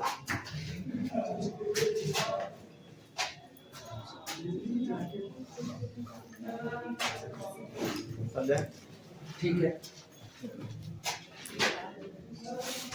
चल भैया फटाफट शुरुआत करते हैं। एक का प्रूफ देते हैं, बाकी वाले के लिए अभी शुरुआत करेंगे। लिखना, लैंग्वेज लिखो, लेट, और इधर इधर इधर बात सुनो, इधर इधर बात सुनो। यही तो था। पॉइंट कैपिटल P यहाँ पर है, सुनो, पॉइंट कैपिटल P यहाँ पर है। P पर हमने एक टेंजेंट को ड्रॉ किया, P पर एक टेंजेंट, ये कर्व ऐसा, सुनो, कर्व ऐसा आया यहाँ से और यहाँ से कर्व ऐसा नहीं। तो ये जो P पॉइंट आया ना, इसी पॉइंट P पर हमने एक टेंजेंट ड्रॉ किया। ये टेंजेंट किस पर है? पॉइंट कैपिटल P पर है। तो ये बताओ ये टेंजेंट जब आगे बढ़ा तो यही तो पॉइंट कैपिटल एम आया। तो PM is the tangent at the point capital P. PM कौन हुआ? पीएम वो टेंजेंट हुआ जो किस पर खींचा गया? पॉइंट कैपिटल पी पर खींचा गया। क्लियर है ये बात? इसमें किसी को ऐसा तो नहीं गले के नीचे न उतर रहा हो? अरे पी कहीं भी हो सकता है, पी कहीं भी हो सकता है। हम लोग कैसा माने ये बताओ? अपने को तिरछा लटक के काम करना ज्यादा आसान हो गया सीधे खड़े रह करके? सीधे खड़े रह करके ना, तिरछा लटक करके तो काम चमगादड़ की तरफ नहीं कर सकते हैं। तो इसका मतलब मेरे लिए अगर पी यहाँ कहीं होता तो मेरे लिए उसको तिरछा देखना पड़ता। इसीलिए हम क्या करते हैं ना, हम कर्व को जान रहे हैं, कर्व इस तरीके से बेंड होता हुआ आया होगा, तो यही नजदीक में एक पॉइंट कैपिटल पी ले लिया और हॉरिजॉन्टल लाइन को इसका क्या बना दिया? टेंजेंट बना दिया। मेरे ऊपर है, कहीं भी बन सकता है, कोई रोक टोक नहीं। देखो ना, ये हॉरिजॉन्टल लाइन कौन है? X axis. अगर हम कहें कि कर्व ऐसा आया होगा और यही से बेंड हो गया, अभी तो इसके लिए टेंजेंट नहीं है, लेकिन अगर हम इसको और नीचे लेकर के आए और हम ये कहें कि अब क्या इस पॉइंट पर कैपिटल पी पर टेंजेंट यही लाइन होगी कि नहीं? अभी तो एक्स एक्सिस होगी ना, तो इसका मतलब आप कर्व पर टेंजेंट किसी भी तरीके से बना सकते हो, आप इसके लिए स्वतंत्र। चलें आगे।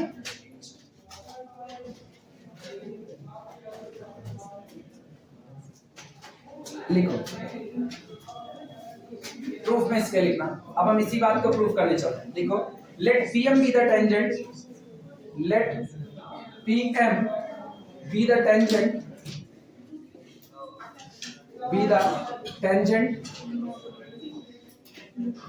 at capital P। लिखो लिखो लिखो, let PM be the tangent at capital P and QM be perpendicular to the PM। और ये जो लाइन QM है ये PM पर कैसी है? परपेंडिकुलर है। अच्छा, अब ये बताओ, अगर मुझको यहां से इस दीवार की तरफ जाना हो, यहां से इस दीवार की तरफ, और हम ऐसे सीधे चले गए, तो और दूसरी बार हमको इस दीवार की तरफ जाना, वैसे घूम करके गए, कौन सी डिस्टेंस छोटी होगी? सीधे जाना। सीधी चली हुई दूरियां हमेशा कैसी होती हैं? छोटी होती हैं। मानते हो इस बात को? और तिरछी चली हुई दूरियां हमेशा बड़ी होती हैं। तो ये बताओ, अपने पास दो डिस्टेंस है, एक जब हम P से Q तक ऐसे सीधे चले गए, और दूसरा जब हम ऐसे स्लाइटली बेंड होकर के गए, कौन सा बड़ा होगा, पार्ट या आर्क? आर्क बड़ा होगा या पार्ट? आर्क बड़ा होगा। यानी हम लोग सीधे सीधे लिख सकते हैं, क्लियरली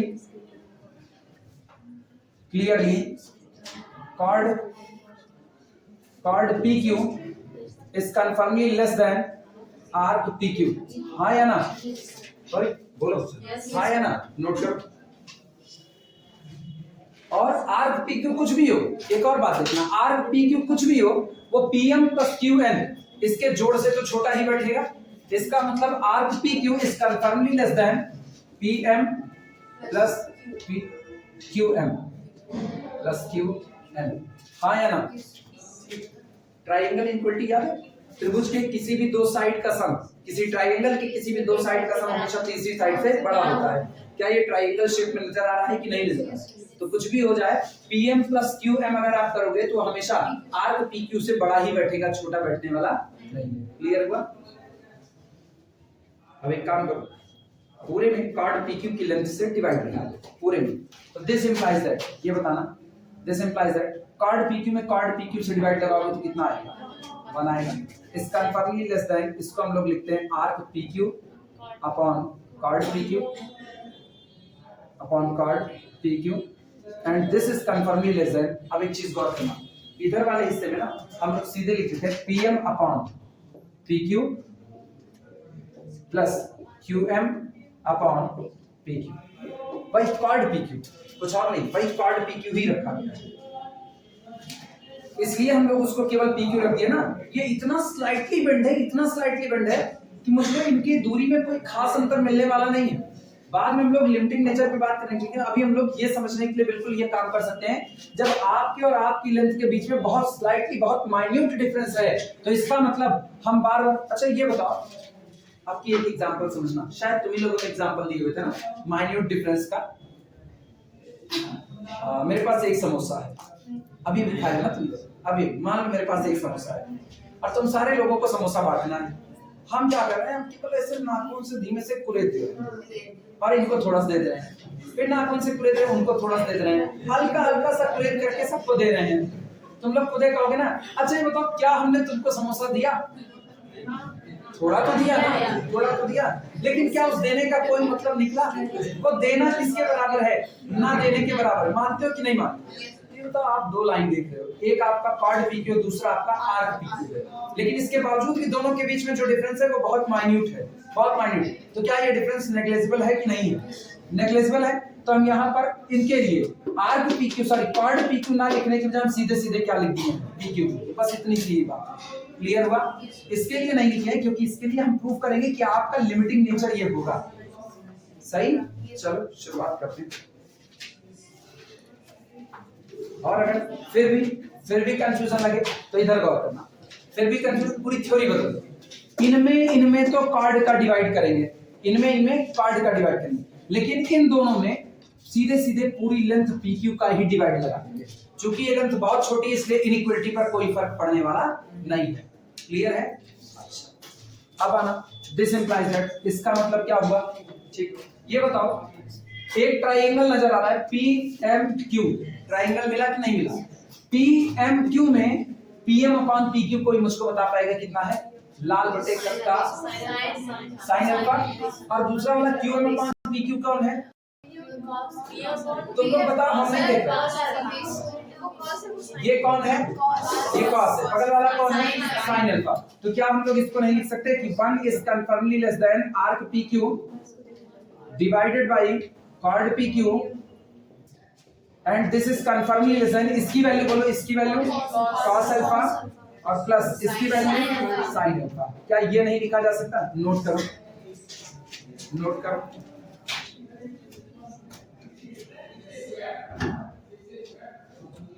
और नोट करके पूरे को इक्वेशन नंबर 1 कह देना।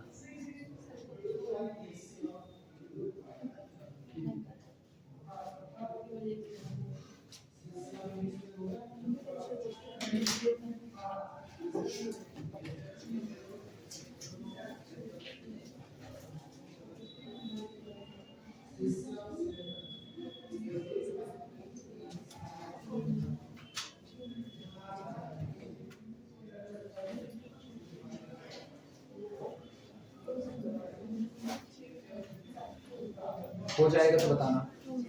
हो गया? अच्छा, अब मेरे साथ बने रहो, इधर आओ वापस। सुनो सुनो सुनो, ये है कॉर्ड PQ। ये बताओ, धीमे धीमे अब हम ना Q को टेंस करा रहे हैं P की तरफ। अब Q आ रहा है P की तरफ, और इस पर टेंजेंट हमने खींचा हुआ है, ये टेंजेंट। Q यहाँ पर आया, ये एंगल कितना था? अल्फा। अभी गौर करना, अब की बार मान लो यहां आ गया। अब बताओ, जब Q approaches to the P हुआ तो क्या अल्फा एंगल कम हो गया कि नहीं हुआ? अल्फा एंगल कम हो गया।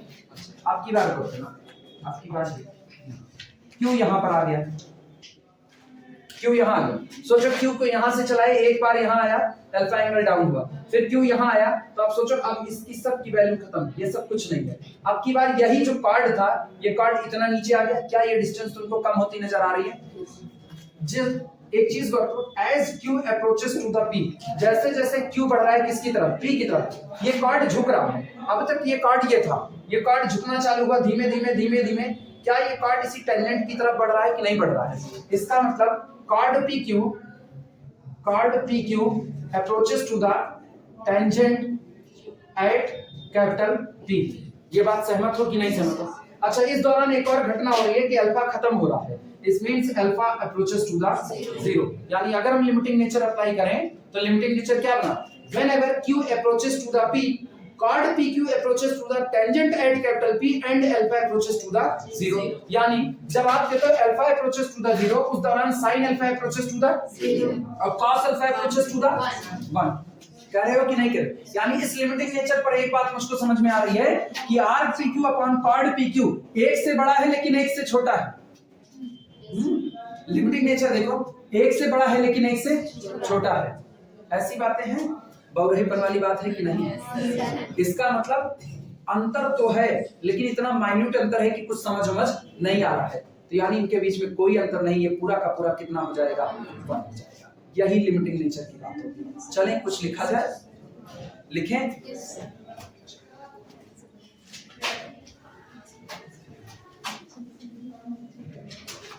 लिखना, लैंग्वेज में लिखना, whenever या when q approaches to the p, when q approaches to the p, जैसे जैसे q बढ़ता है किसकी तरफ, p की तरफ, card pq approaches to the tangent at capital P and alpha approaches to the 0. Card PQ tangent की तरफ बढ़ जाता है और अल्फा बढ़ जाता है किसकी तरफ, 0 की तरफ। और अगर अल्फा 0 की तरफ बढ़ गया तो दिस इंप्लाइज दैट, इसका मतलब ये हुआ कि cos alpha plus sin alpha ये किसकी तरफ बढ़ जाएगा, 1 की तरफ बढ़ जाएगा। बराबर नहीं कहा, 1 की तरफ बढ़ जाएगा ये कह रहे हैं, क्योंकि आप लिमिटिंग नेचर की बात कर रहे हो। लिमिटिंग नेचर यही होता है, आप एग्जैक्ट कोई वैल्यू नहीं बता रहे हो, लेकिन हाँ आपको उसका बिहेवियर पता चल रहा है कि आप चल किसकी तरफ रहे हो। जैसे घर वाले कभी कभी कहते हैं ना, लक्षण अच्छे नहीं नजर आ रहे, तो इसका मतलब ये थोड़ी हो कि आप बर्बाद हो गए, इसका मतलब आप बर्बादी की तरफ धीमे धीमे आगे बढ़ रहे हो। तो घर वाले ये कहते हैं ना, आजकल तुम्हारे लक्षण अच्छे नहीं नजर आ रहे। वो वाले बातें बाद में पीट देंगे, लेकिन वो दूर की बात है, अभी नजदीक में। Therefore, अब सुना, since cos अल्फा ये बढ़ गया, since लिमिट, अब लिमिट ले रहे हैं, q approaches to the p and arc pq upon chord pq। अच्छा ये बताना, ये क्वांटिटी जो कुछ भी रही हो, ये क्वांटिटी जो कुछ भी एक से बड़ी रही हो, कैसे वो सुनना। ये बताओ cos अल्फा का मान कितना होता है, मैक्सिमम 1, sin अल्फा का मैक्सिमम 1 होता है। आप ये करो, जब जब अल्फा टेंड्स करेगा किसकी तरफ, कहां से, आपको तो ये नहीं पता ना कहां से टेंड्स करेगा। अभी गौर करना, जब फिगर बनाए हुए थे तो अल्फा एंगल ये था कि नहीं था, ये था, और अल्फा एंगल ये था, तो ये एक्यूट एंगल था, एक्यूट एंगल था। तो इसका मतलब है कि अगर 1/√2 हुआ हो तो वैल्यू कितनी होती, 45 अगर होता तो कितनी होती, 1/√2 कितना, √2 की वैल्यू कितनी होती है, 1 समथिंग, बड़ी वैल्यू थी कि नहीं थी। अच्छा 30 होता तो 30 आधा नहीं, 1/2 और उसका √3/2, अभी कितना होता, √3 + 1/2, ज्यादा होता।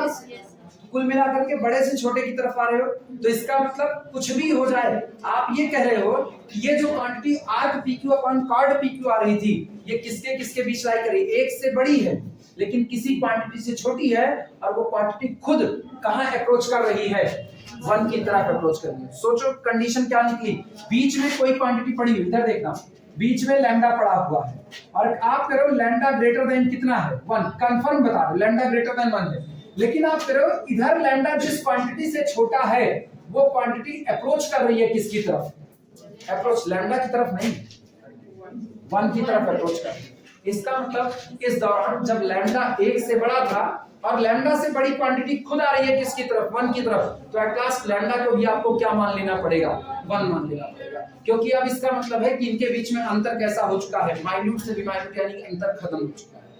ये बात पल्ले पड़ रही है, नहीं नहीं, कंफ्यूजन कहाँ है वो बताओ तो बताए, कंफ्यूजन कहाँ पर है, अभी आप बोले कि 1 से बड़ी क्वांटिटी, 1 से बड़ी क्वांटिटी बढ़ रही है किसकी तरफ, 1 की तरफ।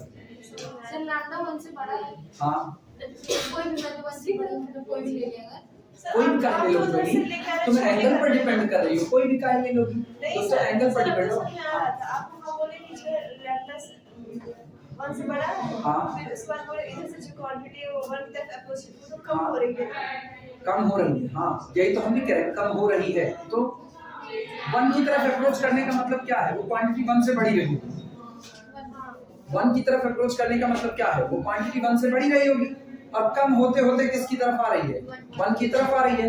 इसका मतलब जो एंगल आपका अल्फा था, अल्फा एंगल अप्रोच कर रहा है किसकी तरफ, 0 की तरफ, तभी तो ये सब बातें हो रही हैं, नहीं चीजें हैं, मैथ प्रैक्टिकल प्रूफ में ये चीजें होती हैं, इसमें ना मेरे लिए हड़बड़ाने की कोई बात है ना तुम्हारे लिए। सुनो अच्छा ये लिख चुके हो, ये हटा दें, आप दिमाग चलाना। हम लोगों ने एक बात लिखी, हम लोगों ने कहा 1 greater than, sorry 1 is less than arc P Q upon chord P Q and this is less than cos alpha plus कितना साइन। अब लिमिट अप्लाई करते हैं, limit q approaches to the, यही था क्या? इस लिमिट का इस पर कोई फर्क पड़ेगा नहीं, लिखने कोई मतलब 1 less than limit q approaches to the p, इधर क्या लिखें आर्क पी क्यू अपॉन क्या लिखें chord P Q, chord P Q and this is less than limit alpha approaches to the 0 cos alpha plus sine alpha. बोलो अभी ये सही लिखा गया कि नहीं? अब ये बताओ, आप ये कह रहे हो ये जो क्वांटिटी है ये 1 से बड़ी है, कह तो आप कह रहे हैं ये क्वांटिटी 1 से बड़ी है, लेकिन ये ऐसी दो क्वांटिटी के बीच में बैठी है जिसमें से एक क्वांटिटी एग्जैक्ट कितनी है 1, और दूसरी क्वांटिटी ऐसी है जो अप्रोच कर रही है किसकी तरफ 1 की तरफ। As alpha approaches to the 0 this quantity approaches to the 1। लेकिन ये बताओ जब आप इसको 1 की तरफ अप्रोच करा रहे हो, जब आप इसको 1 की तरफ अप्रोच कर, अल्फा बहुत छोटा एंगल है तभी तो टेंडिंग टू 0 हो रहा है, अल्फा छोटा एंगल है तभी तो टेंडिंग टू 0 आया, और टेंडिंग टू 0 आया तो ये बताओ अल्फा लेस देन के लिए यानी एक्यूट एंगल के लिए क्या साइन अल्फा और cos अल्फा कभी नेगेटिव हो सकते हैं? एक्यूट एंगल के लिए क्या साइन और cos कभी नेगेटिव हो सकते हैं? नहीं हो सकते हैं। इसका मतलब साइन और cos दोनों कैसे बने रहे? पॉजिटिव। पॉजिटिव बनने के बाद भी दोनों अप्रोच कर रहे हैं किसकी तरफ? दोनों का सम अप्रोच कर रहा है किसकी तरफ? 1 की तरफ। तो इसका मतलब ये क्वांटिटी 1 से छोटी होती तभी नेगेटिव होती। पल्ले पड़ी बातें, यानी आप कह रहे हो राइट साइड में पड़ी हुई क्वांटिटी अप्रोच कर रही है किसकी तरफ? 1 की तरफ। तो इधर मुंह करके बनाए या इधर? किस साइड? 1 कहाँ है? 1 किधर है? 1 लेफ्ट साइड। अच्छा चलो ठीक है, थोड़ी देर के लिए तुम लोग इसको ऐसा करो, इसको लैम्डा मान लो लैम्डा। अब नंबर लाइन पर खींचो, नंबर लाइन पर पहले कौन आया? बोलो इधर पहले कौन आया? 1। तो 1 किधर रहेगा? इस साइड। इससे बड़ी क्वांटिटी कौन है? लैम्डा। तो इधर जाए किधर आए? इधर। चलो यहाँ आ गया लैम्डा, और लैम्डा से भी बड़ा कौन है? नहीं, cos alpha plus sin alpha. और आप एक बात कह रहे हो as alpha approaches to the 0 this quantity approaches to the 1। तो उधर भेजे कि इधर भेजे? अब जब ये क्वांटिटी इस साइड आ रही तो ये 1 से बड़ी क्वांटिटी थी कि नहीं थी? अभी पल्ले पड़ा? अभी पड़ा? यही हम कहना चाह रहे हैं कि अगर आप ये कह रहे हो कि whenever alpha approaches to the 0 this quantity also approaches to the 1, तो इसका मतलब है ये क्वांटिटी 1 से बड़ी बैठी, और अगर ये 1 से बड़ी बैठी, सोचो 1 से बड़ी क्वांटिटी भी किसकी तरफ अप्रोच कर रही है? 1 की तरफ। और लैम्डा बैठा हुआ है किसके बीच में? हाँ क्या हुआ? कौन सा? अभी नहीं, आखिरी लाइन कुछ लिखे थे ना, when q approaches to the p, chord pq approaches to the tangent pq and alpha approaches to the 0 implies that cos alpha plus sin alpha approaches to the 1। ये हुआ था। अच्छा since, चलो since limit q approaches to the p arc pq upon chord pq upon chord PQ, ठीक, lie between 1 and, ये किसके बीच में बैठ रहा है? lie between 1 and a quantity approaches to the 1 and a quantity approaches to the 1। चूंकि ये जो क्वांटिटी आ रही है ये क्वांटिटी दो ऐसे लोगों के बीच में बैठ रही है जिसमें से एक क्वांटिटी एग्जैक्टली कौन है? 1, और दूसरी अप्रोच किस पर कर रही है? 1 पर। अब बिल्कुल सैंडविच वाली थ्योरम को दिमाग में रखना। सैंडविच की थ्योरम कहती है आपके पास 3 सीक्वेंस हैं, सीक्वेंस AN, सीक्वेंस BN और सीक्वेंस कौन? CN। और ये इस तरीके से है कि AN is less then BN, BN is less then कितना? CN। अगर AN कन्वर्ट्स करता है L पर, CN कन्वर्ट्स करता है L पर, तो बीच वाला सीक्वेंस भी कहां कन्वर्ट्स करेगा? L पर। आपको पता है इधर बैठी हुई क्वांटिटी एग्जैक्टली कौन है? ये एग्जैक्टली कौन है? 1 पर। ये वाली क्वांटिटी कहां कन्वर्ट्स कर रही है? 1 पर। तो ये कांस्टेंट सीक्वेंस मान लो, कांस्टेंट सीक्वेंस कन्वर्ट कर रहा है किस पर? 1 पर। ये कहां कन्वर्ट कर रहा है? 1 पर। तो ये बीचौलिया वाला कहां कन्वर्ट कर रहा है? 1। खत्म बात? लिख देना दिस इंप्लाइज दैट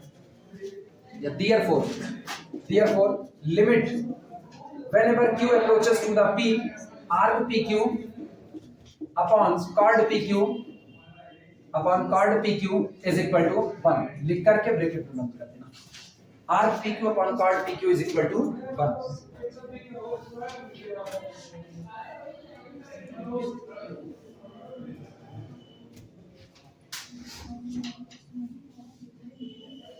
हो गया?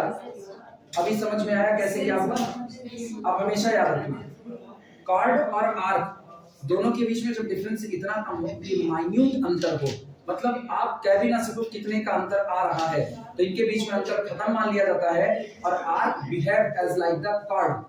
जो आपका आर्क है वो बिल्कुल किस तरीके से व्यवहार करता है, एक कॉर्ड के तरीके से व्यवहार करता है। और इसी आधार पर हम आगे के सारे फार्मूले लिख सकते हैं। अब आगे का फार्मूला हम कह सकते हो इसी बेस पर लिखने वाले हैं। हटाया जाए इसको, सबको क्या होगा हटाया जाए।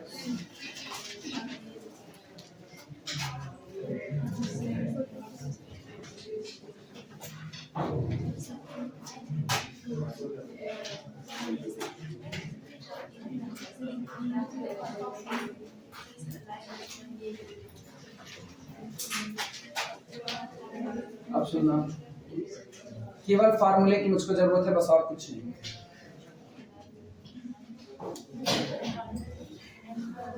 ये आर्क लेंथ है ds, ये है dy और ये कौन है dx। ऐसे बना लो छोटा सा। और आपको तुमको पता है जब आर्क लेंथ एकदम छोटी हो, माइन्यूट हो, तो उस आर्क और कॉर्ड के बीच में कोई फर्क नहीं रह जाता, फर्क खत्म मान लिया जाता है। कॉर्ड एक सीधी लाइन होती है, कॉर्ड क्या होती है, एक सीधी लाइन होती है। तो इस दौरान आर्क भी अब क्या, आर्क भी कैसा नजर आएगा, एक सीधी लाइन के तौर पर नजर आएगा। ये हुआ।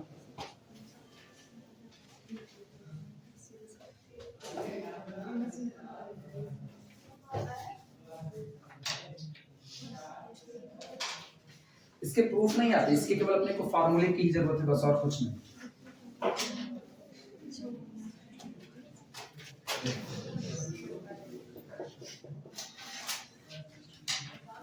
ds is very small, so we can consider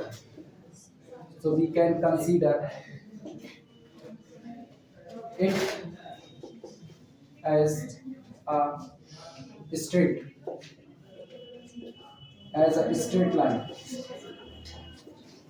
ds एक बहुत ही स्मॉल क्वांटिटी, इसलिए हम इसको एक सीधी रेखा के तौर पर मान सकते हैं कि एक स्ट्रेट लाइन है। हालांकि प्रूफ में ds अभी ऐसे नहीं आएगा, ये लिमिट लेने पर आएगा। ये डेल्टा s हुआ करता है। वास्तविकता देखें ना, तुम्हारे लिए हम इसको ऐसा लिखे हैं, अदरवाइज अगर हम इसको फिगर में बनाते तो हम इसको ऐसा लिखते डेल्टा s, इसको लिखते डेल्टा x, इसको लिखते डेल्टा y। और लिमिटेड नेचर पर ये डेल्टा s कन्वर्ट हो जाता है किसमें, ds, जब हम डेरिवेटिव की बात कर रहे हैं। लेकिन अभी याद करना, अभी ऐसे ही हुआ। अब सुना, therefore इसलिए बोलो ds square is equal to कितना, dx स्क्वायर और प्लस कितना dy स्क्वायर। अब पहला फार्मूला बनाना चाहिए, पहला फार्मूला डिवाइड लगाना, ds अपॉन dx। अभी एक बना करके दिखा देते हैं, बाकी तो एज इट इज रहेगा। Whole square is equal to, divide लगाओ, बोलो कितना हुआ, 1 plus dy dx whole square. इसका मतलब this implies that ds dx is equal to under root 1 plus dy dx का होल स्क्वायर। पहला फॉर्मूला।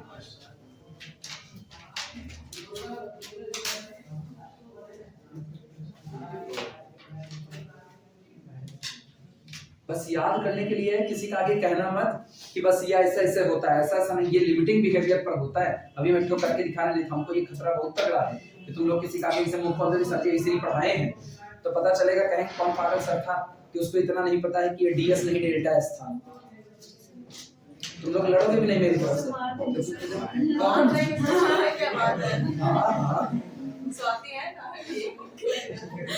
स्वाति नहीं लड़ेगी, बेफिक्र रहो ना। स्वाति पहले बताइए, उल्टी भी होती रहेगी, वो पहले बताइए। हाँ सेकंड सेकंड पर आना, सेकंड। अब की बार बोलना ds dy होल स्क्वायर। अभी आओ, अभी समझने के लिए हम भाग भाग वाले शब्द का इस्तेमाल कर रहे हैं, अदरवाइज नहीं है ऐसा। समझने के लिए आसान जमीन तलाश की जाती है। पूरे में dy से डिवाइड लगाओ, डिवाइड नहीं लग रहा है, हम पहले बता रहे हैं सब लिमिटिंग नेचर की बात है, डेरिवेटिव की बात है। dy dx वो इसका मतलब नहीं कि dy में dx का भाग लगाएगा, नहीं, आप rate of change of measurement की बात कर रहे हो वहां पर आपकी, लेकिन समझने के लिए अपने लोग कुछ भी बोल सकते हैं। dy से डिवाइड लगा है, ds dy whole square is equal to इधर कितना dx dy होल स्क्वायर और प्लस कितना हुआ 1, यानी this implies that ds dy is equal to under root 1 plus dx dy whole square. ये वीडियो YouTube पर डालने में भी हमको 10 बार सोचना पड़ेगा, क्योंकि हम इसमें जो शब्द का इस्तेमाल किया, भाग लगाओ, ये करो, वो करो ना, कोई भी गणित का जानकार होगा ना, वो पहले सीधे आकर के कहेगा ये क्या सिखा रहे हो, तुरंत ही कहेगा। इसीलिए हम एक प्रूफ देंगे, अपनी गर्दन नहीं फंसाएंगे।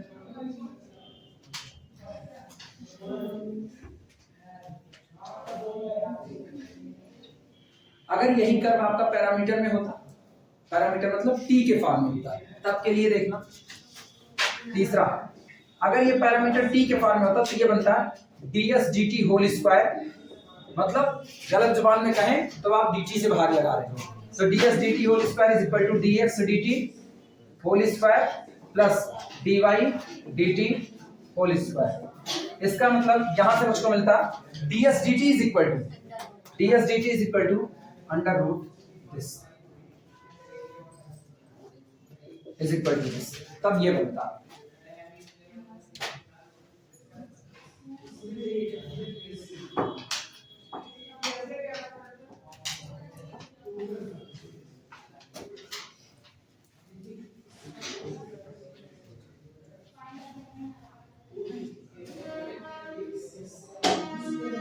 हो गया। अब हम एक फटाफट एक प्रूफ करके दिखा देंगे, एक बाकी के लिए ना, बाकी के लिए प्रूफ नहीं आता, एग्जाम में प्रूफ नहीं आता, इसका केवल और केवल यूज है न्यूमेरिकल को लगाने में, प्रूफ नहीं है इसका, कोर्स में ही प्रूफ इसका नहीं, बेफिक्र रहो। कौन सा प्रूफ इसलिए दिखा रहे हैं ना, तुम लोग किसी का आगे मुंह खोल दोगे, सर जी को बताए भाग लगा, ना पढ़ना पड़े इसके लिए, ना पढ़ना पड़े इसके लिए कुल सही, ठीक है फिर हाँ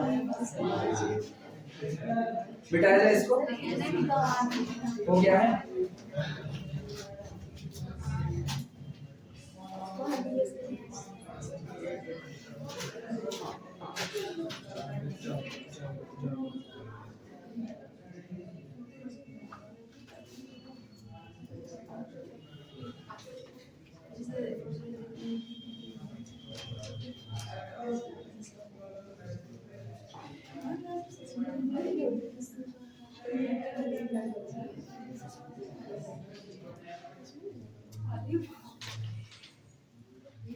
सुनो इधर देखो, ऐसे रफली देख लो होता क्या है।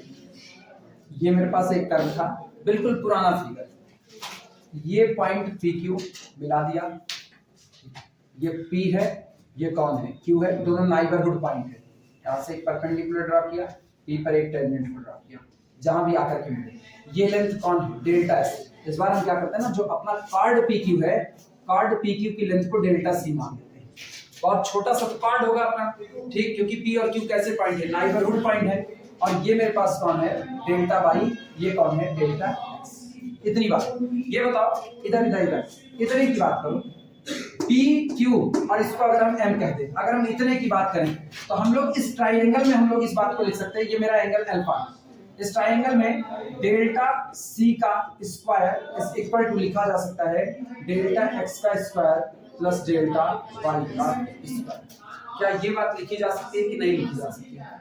बहुत छोटा सा, जिसमें केवल इतना माना गया है, जो मेरा कैपिटल P है उसके लिए नाइबरहुड पॉइंट कौन है, कैपिटल Q है। अगर P के कोऑर्डिनेट x, y ले रहे हो तो ऑब्वियस सी बात है Q के कोऑर्डिनेट कौन होंगे, x प्लस डेल्टा x और y प्लस डेल्टा y। तो उस दौरान वो जो छोटी सी आर्क आ रही है QM, जो लेंथ आ रही है वो डेल्टा y हो गई, PM डेल्टा x हो गई, और कार्ड को हमने अपनी मर्जी से कितना मान लिया है, डेल्टा c मान लिया। लेकिन मुझको डेरिवेटिव आर्क का चाहिए, मुझको इस आर्क का डेरिवेटिव चाहिए, और आर्क कितना है, डेल्टा एस है। तो अब हम एक काम करते हैं, हम डेल्टा एस को इसमें इन्वॉल्व करते हैं, क्योंकि अभी तक कहीं पर भी डेल्टा एस इन्वॉल्व नहीं हुआ। कि हुआ है? नहीं हुआ। अब चलो हम इसमें अपनी मर्जी से डेल्टा एस को इन्वॉल्व कराते हैं। उसको इन्वॉल्व कराने के लिए हम एक काम करते हैं, पूरे में पहले डेल्टा एक्स से डिवाइड लगाते हैं। कितने से? डेल्टा एक्स से डिवाइड लगाते हैं। तो ये बन जाएगा this implies that delta c upon delta x का whole square is equal to 1 plus delta Y upon delta x का होल स्क्वायर। हाँ या ना? मानते हो? अब सुनना, किस तरीके से डेल्टा एस को इन्वॉल्व कराएंगे वो देखना। हम इसको लिख सकते हैं this implies that delta c upon delta s का whole square into delta s upon delta x का। सर आपको डिवाइड करना गलत। हाँ सर आपको डिवाइड बोलना गलत है। किस पर? इसमें बोल सकते हैं भाई, डेल्टा लेंथ है। अभी जो डेल्टा है ये बहुत माइन्यूट लेंथ है, यहाँ डिवाइड बोलेंगे। इधर तो हमने अभी तक लिमिट कहीं अप्लाई किए। जब लिमिट अप्लाई कर देंगे ना तो वहां पर ये rate of change of measurement बन रहा होगा। अभी नहीं, अभी तो ये बहुत छोटी छोटी लेंथ है जिसको हम एक दूसरे से डिवाइड लगा सकते हैं। अब ये बताना दिस इज इक्वल टू, इधर क्या बना? 1 plus delta Y upon delta x का होल स्क्वायर। अभी तक क्या कोई दिक्कत इसमें? अभी तक सारी बातें सही हैं। लेकिन आप गौर करना, whenever q approaches to the p, सब लोग इधर वापस आओ। whenever q approaches to the p, approach किया उस दौरान अल्फा अप्रोचेस टू द 0 हुआ। Delta C approaches to the delta S, मतलब डेल्टा सी और डेल्टा एस के बीच में जो फर्क था वो कैसा हो गया? खत्म। क्या ये आज भी arc chord P Q upon arc P Q लिखा हुआ है कि नहीं? आज भी वही लिखा है। ये बताओ, अगर आप लिमिट निकाल दो, limit arc P Q upon chord P Q 1, तो limit chord P Q upon arc P Q भी कितना होगा? 1 ही आएगा। मानते हो? और जैसे लिमिट अप्लाई करोगे, गौर करना, जैसे लिमिट अप्लाई होगी whenever limit delta s approaches to the 0, अब दिमाग चलाना, आप डेल्टा s को अप्रोच करा रहे हो 0 पर, q यहां खिसक करके आया। जब q यहां खिसक करके आया तो डेल्टा y कम हो गया कि नहीं हो गया? माने, और ये बताओ डेल्टा x भी कम हो गया कि नहीं हो गया? q यहां पर आया, q और खिसकता हुआ p की तरफ आ रहा है, ये और कम हो गया। अब की डेल्टा y बस इतनी दूरी हो गई, पहले इतनी थी आज इतनी हो गई, और डेल्टा x अब केवल कितना रह गया? इतना। कम हो रहा है कि नहीं? यानी whenever delta s approaches to the 0, delta x approaches to the 0 and delta y also approaches to the, तीनों इकट्ठे अप्रोच करेंगे 0 की तरफ कि नहीं? क्या सारे लोग इस बात से सहमत हो? रुक जाइए, मानते हो इस बात को? अब तो हम उधर फिगर में करके दिखा दें। तो सोचो 3 लिमिट एक साथ काम करेंगे। कौन कौन सी? Delta s approaches to the 0, यहाँ कौन हुआ? Delta c upon delta s का होल स्क्वायर इनटू, इसमें कौन काम करेगा? Delta limit delta x approaches to the 0, delta s upon delta x का whole square is equal to limit, इधर कौन काम करेगा? Delta x approaches to the 0, ये नीचे delta x approaches to the 0, 1 plus delta y upon delta x का whole square. इसकी value कितनी होगी? Arc P Q upon chord P q, या chord P Q upon arc P q, कितना? 1 हुआ। इसकी वैल्यू 1 हुई, और इसको सब लोग जानते हैं, लिमिटिंग केस में यही ds dx बन जाएगा। मिला? तो ये कौन हुआ? ये हुआ ds dx बना, और वो कौन हुआ? This is equal to 1 plus dy।